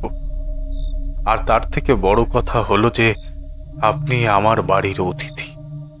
আপনার ভালো মন্দ যদি কিছু হয়ে যায় তাহলে যে আমার আর কিচ্ছু করার থাকবে না। অতিথি আপ্যায়নটা করতে দিন অন্তত।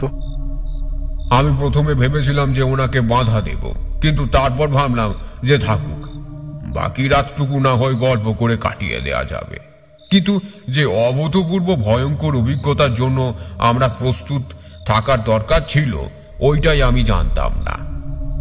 সকলেই চলে গেল। আমি ঝোলাতেই সর্বদা কিছু না কিছু রাখি খাবার জন্য। আমি দুটি সন্দেশ রেখেছিলাম, ওই খেয়ে নিয়ে জল খেয়ে চুপ করে বসে আছি।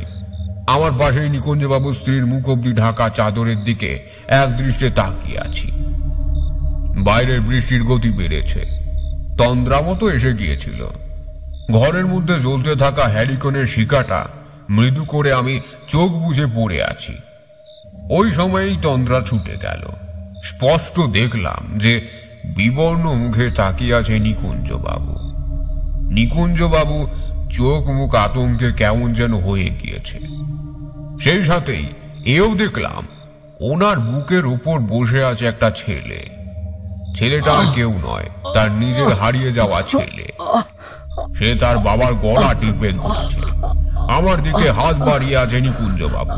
উনি খুব কষ্ট করে বলছেন, ঠাকুর মশাই, আমাকে বাঁচান, আমাকে মেরে ফেললে। আমি হতচকিত হয়ে গেছিলাম কিছু সময়ের জন্য। দেখলাম যে দরজাটা খোলা। ওই দরজা দিয়ে সে ঢুকে পড়েছে, আর প্রথমেই নিজের বাবার দিকে হাত বাড়িয়েছে। চোখের মধ্যে মনি নেই, একটা কালো শক্তি ওই ছেলেকে ভর করেছে। আমি ওকে দূর থেকে থামতে বললাম, কিন্তু এর ফল হলো ভয়ঙ্কর। ছেলেটা আমার দিকে তাকিয়ে দেখলো একবার। আমি বিস্ময়ের সাথে লক্ষ্য করলাম ছেলেটার চোখের পাতা নড়ছে না, আর সে লাল রঙের চোখ দিয়ে আমার দিকেই তাকিয়ে আছে। তারপর সে হো হো করে অট্ট হাসি করে উঠল। অট্ট হাসির সময় সে দুই হাত শূন্যে মেলে ধরেছিল। তারপর আমার দিকে তাকিয়ে বলল, তারানাথ, খুব সাবধান। আমি এইটা শুধু নমুনা দিলাম। আমি এই ছেলেটাকে আমার গুহমন্ত্র দিয়ে বেঁধে রেখেছি। তুই যদি আমার পথে কাটা হয়ে দাঁড়াস, তাহলে ভেবে রাখ, এই ছেলেটাকে আমি মেরে ফেলে দেব। আমি ডাকিনি দিয়ে একটা একটা করে এই পরিবারের সকলকে শেষ করব। এখনকার মতো আমি চলে যাচ্ছি। এই কথা বলে ছেলেটা মুখ থুবড়ে মাটিতে পড়ে গেল। আর আমি দেখলাম যে ছেলেটার জ্ঞান নেই। নিকুঞ্জবাবুর চোখে মুখে জল ছিটিয়ে দিলাম, কিন্তু তার কোনো প্রকার জ্ঞান নেই। আমি ওইভাবেই শেষ রাত্রিটা কাটিয়েছি। সারা রাত্রি আমি মা কালীর ধ্যানমগ্ন ছিলাম। একের পর এক যা যা হচ্ছে সেইটার জন্য একমাত্র দায়ী ওই তান্ত্রিককে আমার খুঁজে বার করা দরকার ছিল, নাইলে যে আমার পক্ষে এই পরিবারকে উদ্ধার করা সম্ভব নয়। কথাগুলো ভাবতে ভাবতে আমি কখন যে ঘুমিয়ে পড়েছি খেয়াল ছিল না। ঠিক ওই সময় আমার ঘুমের মধ্যে আমি স্বপ্নে দেখলাম একটা জঙ্গলের ছবি। জঙ্গলের মধ্যেই বহুদিন আগেকার একটা মন্দির আছে, আর ওই মন্দিরের মধ্যেই আছে সেইটা। কিন্তু তার আশপাশে পাটকাঠি দিয়ে বাঁধা আছে একটা গণ্ডি। ওই গণ্ডি পার করতে গেলে বিশেষ ক্ষমতা থাকা দরকার, আর ওই জঙ্গলটার এই গ্রামের থেকে অনেক দূরে। স্বপ্নতে আমার সামনে এলেন একজন প্রবীণ ব্যক্তি। দিব্যকান্তি তার চেহারা। তার মুখটা আমি প্রথমে দেখতে পারছিলাম না, কিন্তু পরে ওই মুখ আমার কাছে স্পষ্ট হলো। কার মুখ দেখলাম কিছু অনুমান করতে পারো তোমরা? প্রশ্নটা আমাদের দিকে ছুঁড়ে দিলেন তারানাথ। আমার মনের মধ্যে অনেকক্ষণ থেকে একটা নাম ঘুরে ফিরে বেড়াচ্ছিল। ওই নামটা আমার মুখের গোড়ায় আসতেই আমি ফস করে বলে দিলাম, কে ঠাকুরমশাই? অমরজীবন? আমার উত্তর শুনে ঠাকুরমশাই বেশ খুশি হয়েই আবার বলে উঠলেন, একদম ঠিক বিভূতি, তোমার ধারণা একদম সঠিক। সে আমাকে সম্পূর্ণ পদ্ধতি বলে দিল, কিভাবে আমি এগুলে এই বিপদ থেকে সরকার পরিবারকে পরিত্রাণ করতে সক্ষম হব। আর যেই ভাবা সেই কাজ। আমি সকাল হতেই তল্পি তল্পা গুটিয়ে বেরিয়ে পড়লাম সেই কুখ্যাত জঙ্গলের দিকে। জঙ্গলের নাম খানাকুলের জঙ্গল। খানাকুলের জঙ্গলের হদিশ আমি যখন একবার নিকুঞ্জ বাবুর কাছ থেকে চাইলাম, তখন তিনি আমার প্রশ্ন শুনে বেশ অবাক হয়ে বললেন, কিন্তু ওইখানে কি দরকার ঠাকুর মশাই? ওই জঙ্গল যে মারাত্মক, সেইখানে কেউ যায় না, আর গেলেও ফিরে আসে না। ওইখানে যে একবার গিয়েছে সে আর কোনো দিন ফিরে আসেনি। আপনি অত কিছু ভাববেন না, আমাকে শুধু একবার হদিশটা বলে দিন, আর আজকের রাতে কাউকে বাড়ির বাইরে বেরোতে দেবেন না। যদি আমি কালকে ফিরে আসি, তাহলে এইখানে আমি একটা ছোট্ট শ্বেত বগলার পূজা করে ঘটা করে মায়ের ঘট স্থাপন করে আবার এইখানকার পরিবেশ পবিত্র করে দেব। আর ছেলেকে একটু চোখে চোখে রাখবেন। আপনার গুরুর যে চেলা, সে আপনার ছেলেকে তার গুহ্য মন্ত্র দ্বারা বশীভূত করে রেখেছে। আর একটা কথা আমি আপনাকে জানিয়ে দিচ্ছি, ওই মন্ত্র বেশি কার্যকরী শুধু মাত্র রাত্রির দিকে। আমার কথা শুনে ছেলেকে বাড়ির বাইরে একদম বেরোতে দেবেন না। বাইরে বেরোলেই কিন্তু হিতে বিপরীত। আর কেউ বাড়ির মধ্যে প্রবেশ করতে চাইলেও তাকে অগ্রাধিকার দেবেন না, সে যতই চেনা লোক হোক না কেন। আর এই আমি একটা গোলাকার গণ্ডি নির্মাণ করে দিচ্ছি।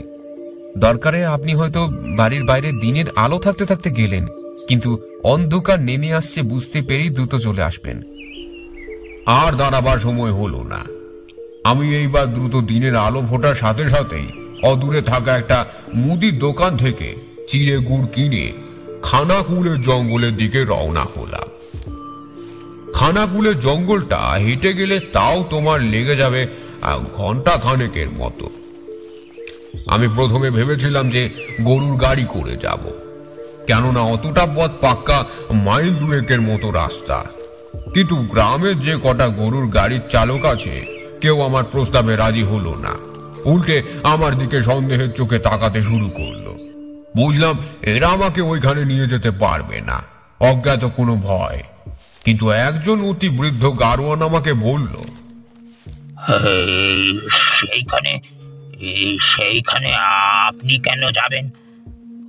ওখানে কেউ তো যায় না।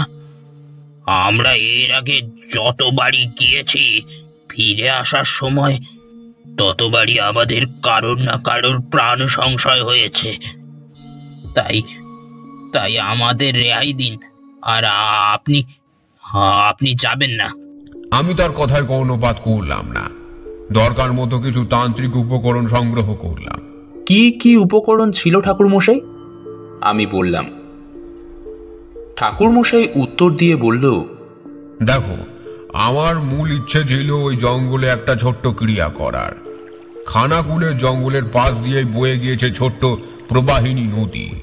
সেই নদীর তটে বসেই শুরু করব ভেবেছিলাম আমার ক্রিয়াটা হতো সেই রাত্রির দিকে। এই ক্রিয়াকে বলে গুপ্ত জাগরী বিদ্যা, গুপ্ত পূজা বলতে পারো। আর সমস্তটাই যেহেতু কালীকে উৎসর্গ করে, তাই কালীর পুজোর কিছু উপকরণ দরকার ছিল। প্রথমে সুরা, তারপর এই ধরো নতুন ধুতি, সেই সাথে শ্মশানের মাটি, তেল, প্রদীপ, কাঠ, আর মূর্তির সামনে সংকল্প করার একটা ঘট। ওই ঘটের উপর অর্পণ করে দেবার পুষ্প ইত্যাদি, আর কিছু পালক।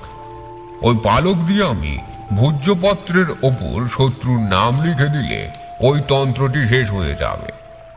এইটা কালীর এক রূপের উপাসনার বিধি। যা হোক, খানাকুলের জঙ্গলে আমি অনেকটা পথ হেঁটে যখন পৌঁছালাম, তখন সন্ধ্যের আবঝা অন্ধকারে দিক বিদিক ঢেকে গিয়েছে। আর শুধু তাই নয়, এই প্রথম আমার গাটা কেমন জানি ছমছম করে উঠল। আমি স্থান নির্বাণ করতে লাগলাম। চারিদিকে কোনো শ্মশান নেই, কিন্তু পোড়া পোড়া গন্ধ আসছিল। আমি এও বুঝলাম যে এইখানে ওই তান্ত্রিক নিজের কাজ সম্পূর্ণ করার জন্য আজকে লুকিয়ে আছে। জঙ্গলের পথে ঢোকার মুখেই দেখলাম যে একটা কঙ্কাল পড়ে আছে। হ্যাঁ, তার পরনে একটা লাল রঙের ধুতি আর আলোয়ান। শাক্ত মতের সাধকদের এই পোশাকে দেখে আমি অভ্যস্ত। আমি ঝুঁকে পড়ে দেখতে লাগলাম ওই কঙ্কালের দিকে। কঙ্কালের দিকে তাকিয়েই আমার মাথার একটা বুদ্ধি খেলে গেল। ওই মুহূর্তেই আমি ওই কঙ্কালটাকে বাঁজা কোলা করলাম আর সেই স্থান থেকে নিয়ে গেলাম অন্যত্র। কঙ্কালটিকে আমি যখন নিয়ে ঘুরছি তখন আমি অনায়াসেই চলতে শুরু করলাম। এমনভাবে চলতে শুরু করলাম যে এই খানাকুলের জঙ্গল আমার বহুদিনের পরিচিত। অনেকটা ঘুরে শেষমেশ একটা ভগ্নপ্রায় মাটির মন্দির দেখলাম, কিন্তু সেইটার দিকে না গিয়ে পাশ কাটিয়ে আমি চলতে শুরু করলাম অন্যদিকে। আমার শ্রবণেন্দ্রিয় অত্যাধিক প্রবল হয়ে গিয়েছিল। নদীর জলে ছলাৎ ছলাৎ শব্দ আমার কানে ভেসে আসছিল। আমি ভাবলাম যে নিশ্চয়ই কোনো অদৃশ্য শক্তির কাজ।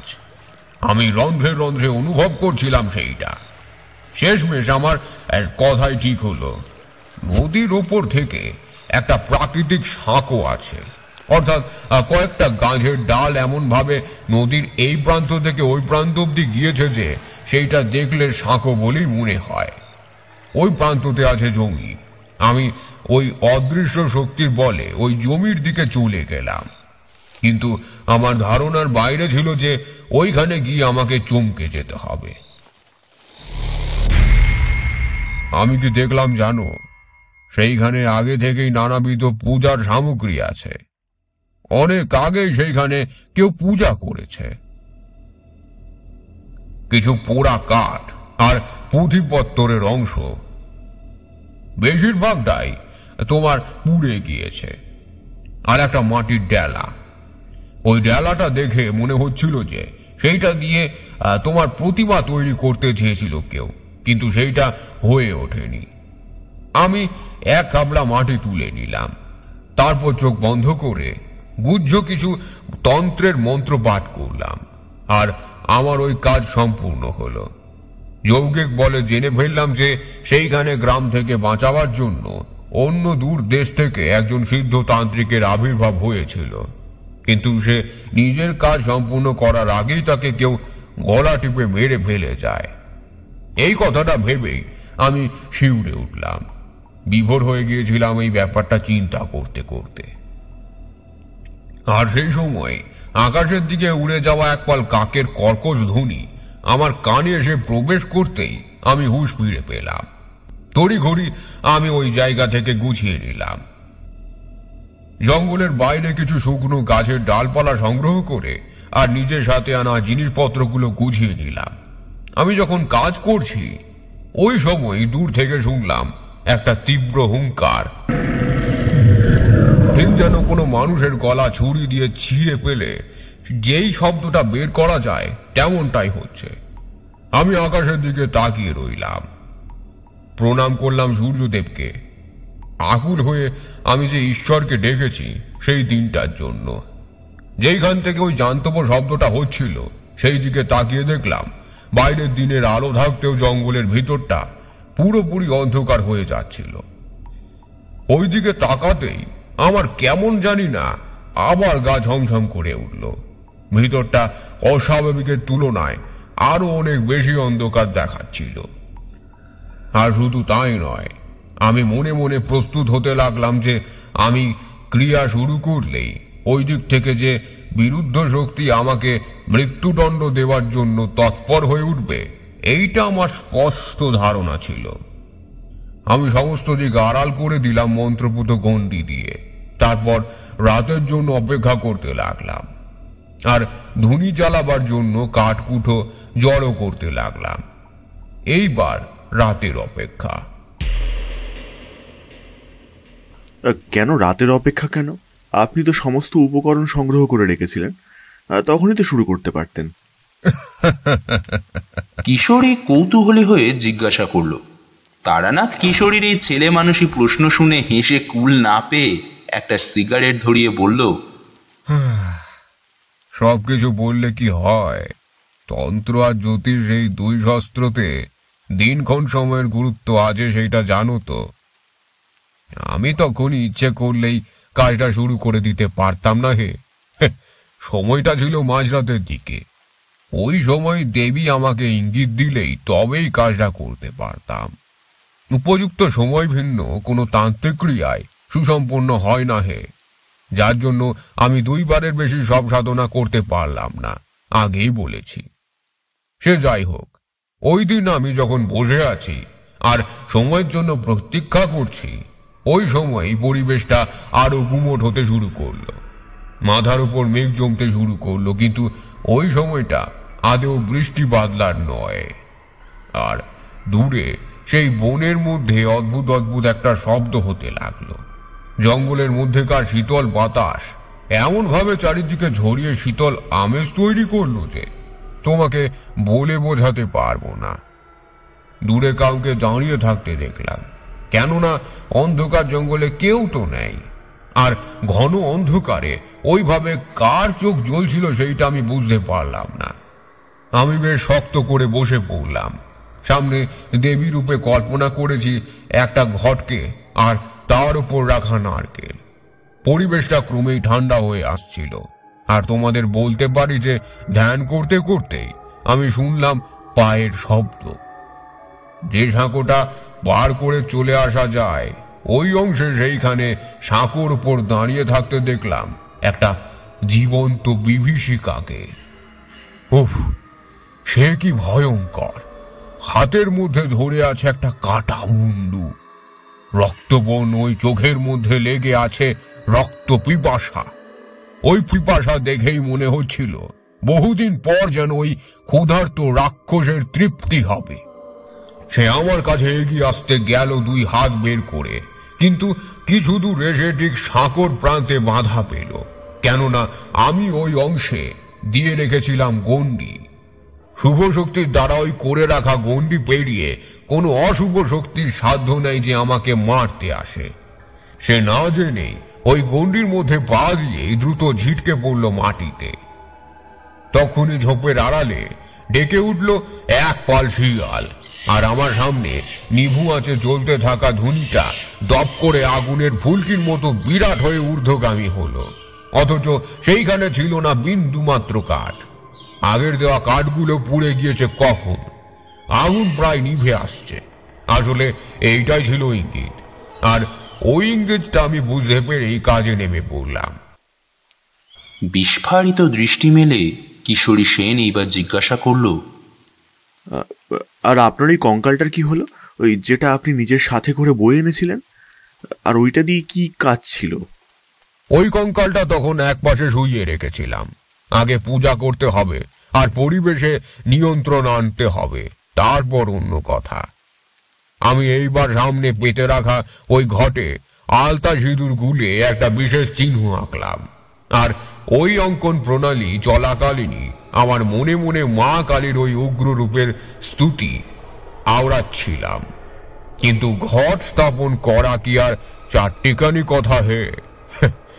ওই দিক থেকে বিরুদ্ধ শক্তি ওই জীবন্ত বিভীষিকা দৌড়ে আমার দিকে এলো।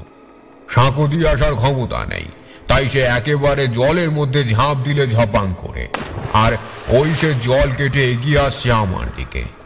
উফ, সে কি নিষ্ঠুর দৃশ্য! আমি শিউরে উঠলাম। তান্ত্রিক পদ্ধতিতে দেবীর ঘর স্থাপন করতে না পারলে আমার নিশ্চিত মৃত্যু হবেই, সেইটা আমি খুব ভালো করে টের পাচ্ছিলাম।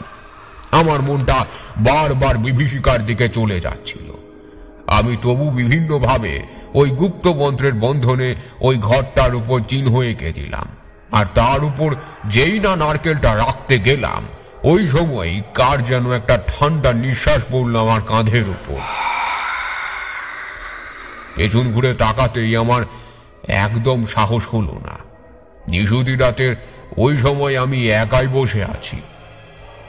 আমার মাথা খারাপ হয়ে গেল। মনে মনে প্রবাদ গুনতে গুনতে বললাম, হায় ঈশ্বর, ও যে চলে এলো, এইবার কি হবে? ও যদি আমার জব শেষ করার আগেই আমাকে মেরে ফেলে, তাহলে যে আমার আর কিছুই করা থাকবে না। বাধ্য হয়ে নিরুপায় হয়ে আমি এক দলা কাগজ নিয়ে সেইটার মধ্যে একটা কেশ রাখলাম। কেশটা হলো তোমার মৃত চণ্ডালের, আর একটা মন্ত্র পড়তে পড়তে ওইটায় আগুন ধরিয়ে ছুঁড়ে মারলাম ওই বিভীষিকার দিকে। ছুঁড়ে মারার সাথে সাথেই টের পেলাম একটা আর্তনাদের। পিছন ঘুরে দেখি যে ওই জীবন্ত বিভীষিকা গাছের মগডালে উল্টো হয়ে ঝুলে আছে। কিন্তু সে পালিয়ে গেল না। পিছন থেকে ওই ভূতটা আমার দিকে তীক্ষ্ণভাবে নজর দিয়েছিল। আমি নিজের ক্রিয়া শুরু করার আগে একবার মায়ের নাম করে নিলাম, আর পাশে পড়ে থাকা কাঠকুট দিয়ে আগুনটা উস্কে দিলাম। ব্যাস, আলোকিত হয়ে উঠল চারপাশ।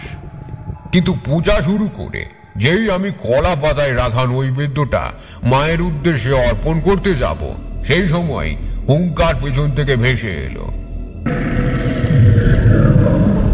আমার মনে তখন অস্বস্তি বেড়ে গেল।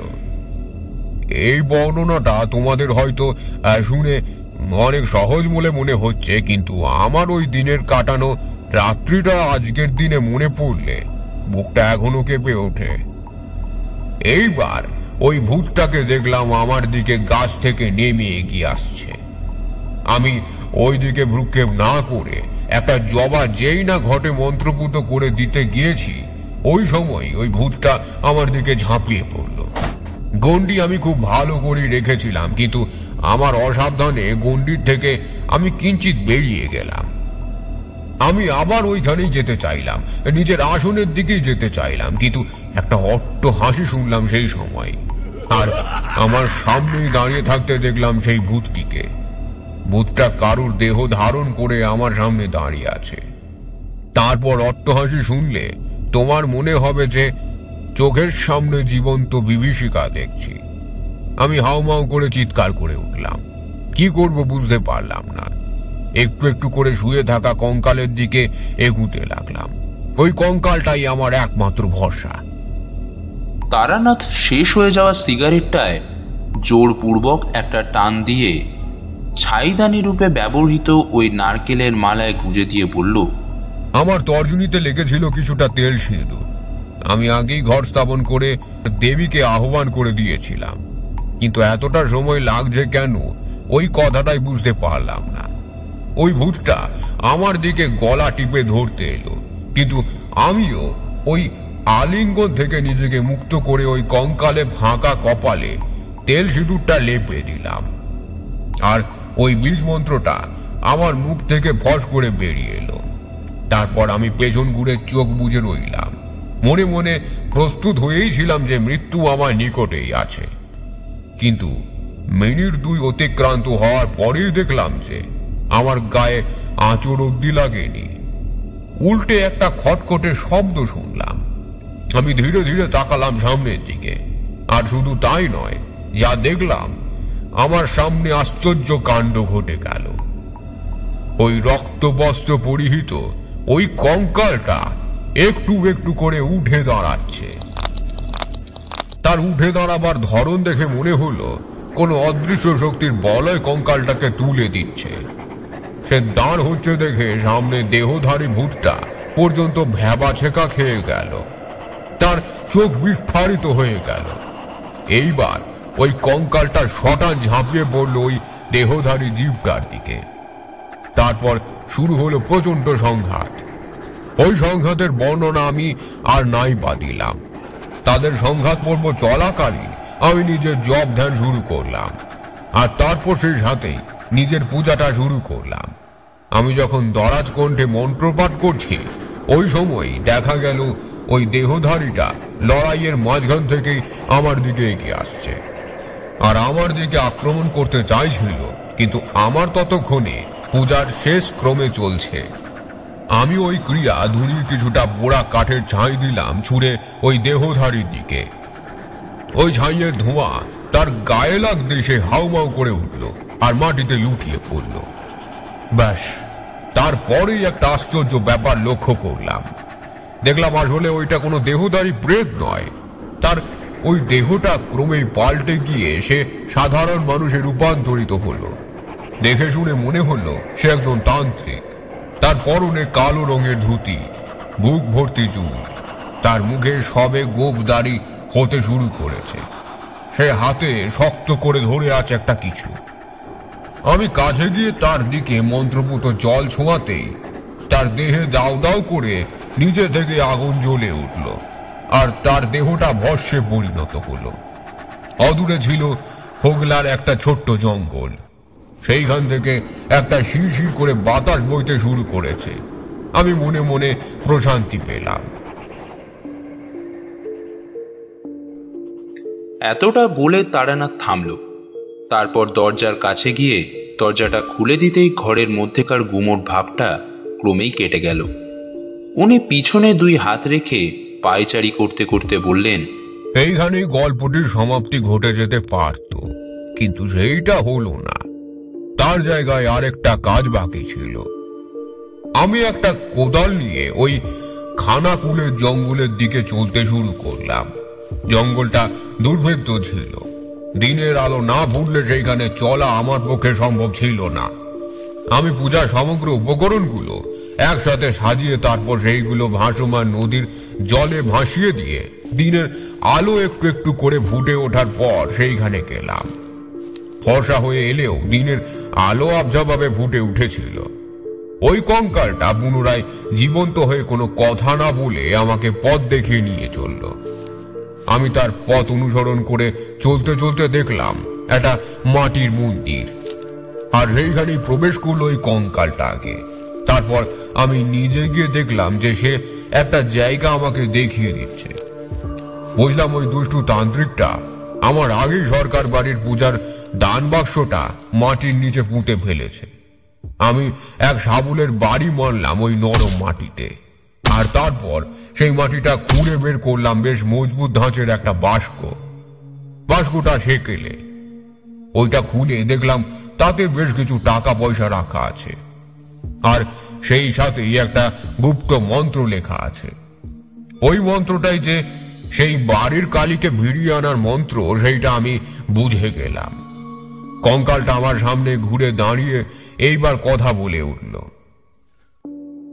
তারানাথ, আমি এখানে শয়তানটার কথা আগে জেনে পুজো করতে গিয়েছিলাম, কিন্তু আমার অসাবধানতার কারণে সে আমাকে মেরে ফেলেছিল। এই বাক্সটা নিয়ে গিয়ে তুমি গৃহস্বামীর হাতে এটা দেবে, আর আমার এই অস্থি নদীর জলে প্রবাহিত করে দেবে, তাহলেই আমি মুক্তি পেয়ে যাব। কথাটা বলার সাথে সাথেই ওই কঙ্কালের মূর্তিটা মিলিয়ে গেল। আমি বেশ খানিকক্ষণ হাঁ হয়ে চেয়ে রইলাম। সকালে ওই বাস্কটা ওনাকে দিতেই উনি বেশ খুশি হলেন। এমন ভাব করলেন যেন নিজের হারানো ধন তিনি খুঁজে পেয়েছেন। আমি ওখান থেকে একটা নির্দিষ্ট শুভ দিন দেখে মন্দিরে পুনরায় কালী মূর্তি স্থাপন করে দিয়ে এসেছিলাম, আর প্রত্যেকের ওপর থেকে বিপদের কালো ছায়াটা চিরকালের মতো সরে গিয়েছিল। যেই দিন ওই কালী মূর্তি আমি প্রতিষ্ঠা করেছিলাম, ওই দিন আশ্চর্য কাণ্ড ঘটেছিল। ছেলেটার মধ্যে একটা অসুস্থতা ছিল, সে পুরোপুরি সুস্থ হতে পারছিল না।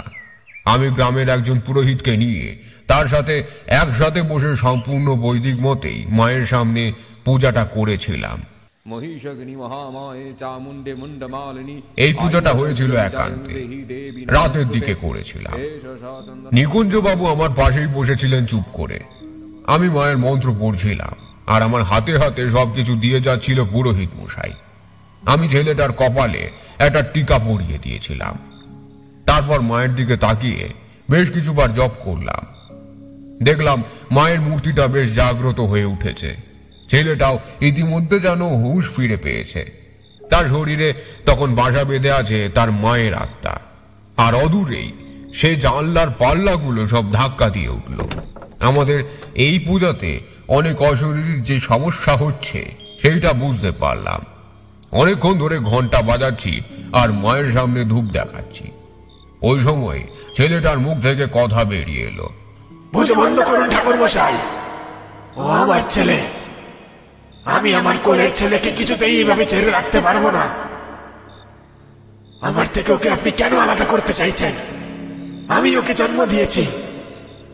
আমি তান্ত্রিক মানুষ, আমার এই সব দৃশ্য দেখার অভ্যেস আছে। এমনকি নিকুঞ্জবাবু এই কদিনে কিছুটা অভ্যস্ত হয়েছেন, কিন্তু ভয় পেলেন পুরোহিত দামোদর চন্দ্র।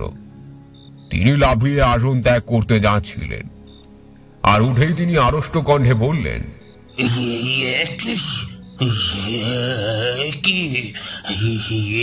কার গলা? ঠাকুর মশাই, আপনি আমাকে কেন এই সবের মধ্যে জড়ালেন?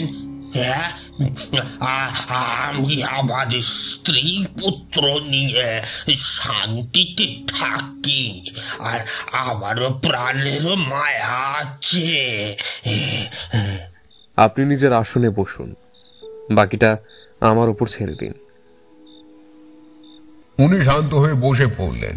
তারপর আমি ওই ছেলেটার দিকে তাকিয়ে বললাম, দেখুন, আপনার মৃত্যু হয়েছে, আর আপনার ছেলেকে আমি আপনার সাথে যেতে দিতে পারি না। আপনার আত্মার শান্তি কামনা করছি, এই কাজে বাধা দেবেন না। আমার প্রাণের ধন, আমি ওকে কিছুতেই ছাড়বো না, কিছুতেই না। আমি আর কোনো উপায় না দেখে মায়ের দিকে তাকিয়ে একটা বিশেষ মুদ্রা করলাম, আর মায়ের পায়ের সামনে রাখা কিছু দুর্বা ঘাস ছেলেটার মাথার উপর জোরে চেপে ধরলাম, আর ছেলেটা অজ্ঞান হয়ে পড়ল মাটিতে। এরপর আর কোনো সমস্যা হয়নি। নির্বিঘ্নে পূজা শেষ হওয়ার পর আমি নিকুঞ্জ বাবুকে বলেছিলাম স্ত্রী আর তার বোনের নামে শান্তিযজ্ঞ করিয়ে নিতে, তাহলেই সব বাধা কেটে যাবে। উনি আমার কথায় সম্মতি প্রকাশ করেছিলেন, আর মায়ের মূর্তি স্থাপন হওয়ার পর ছেলেটার মধ্যে থেকে ওই অশরীরী আত্মাও চলে গিয়েছিল। তারানাথ থামল। অনেকক্ষণ একটানা কথা বলার পর দেখলাম উনি বেশ ক্লান্ত হয়ে পড়েছেন। আমরা গল্প শুনে ওনাকে বিদায় জানিয়ে বাড়ির পথে রওনা হলাম, মনের মধ্যে অদ্ভুত অনুভূতি নিয়ে।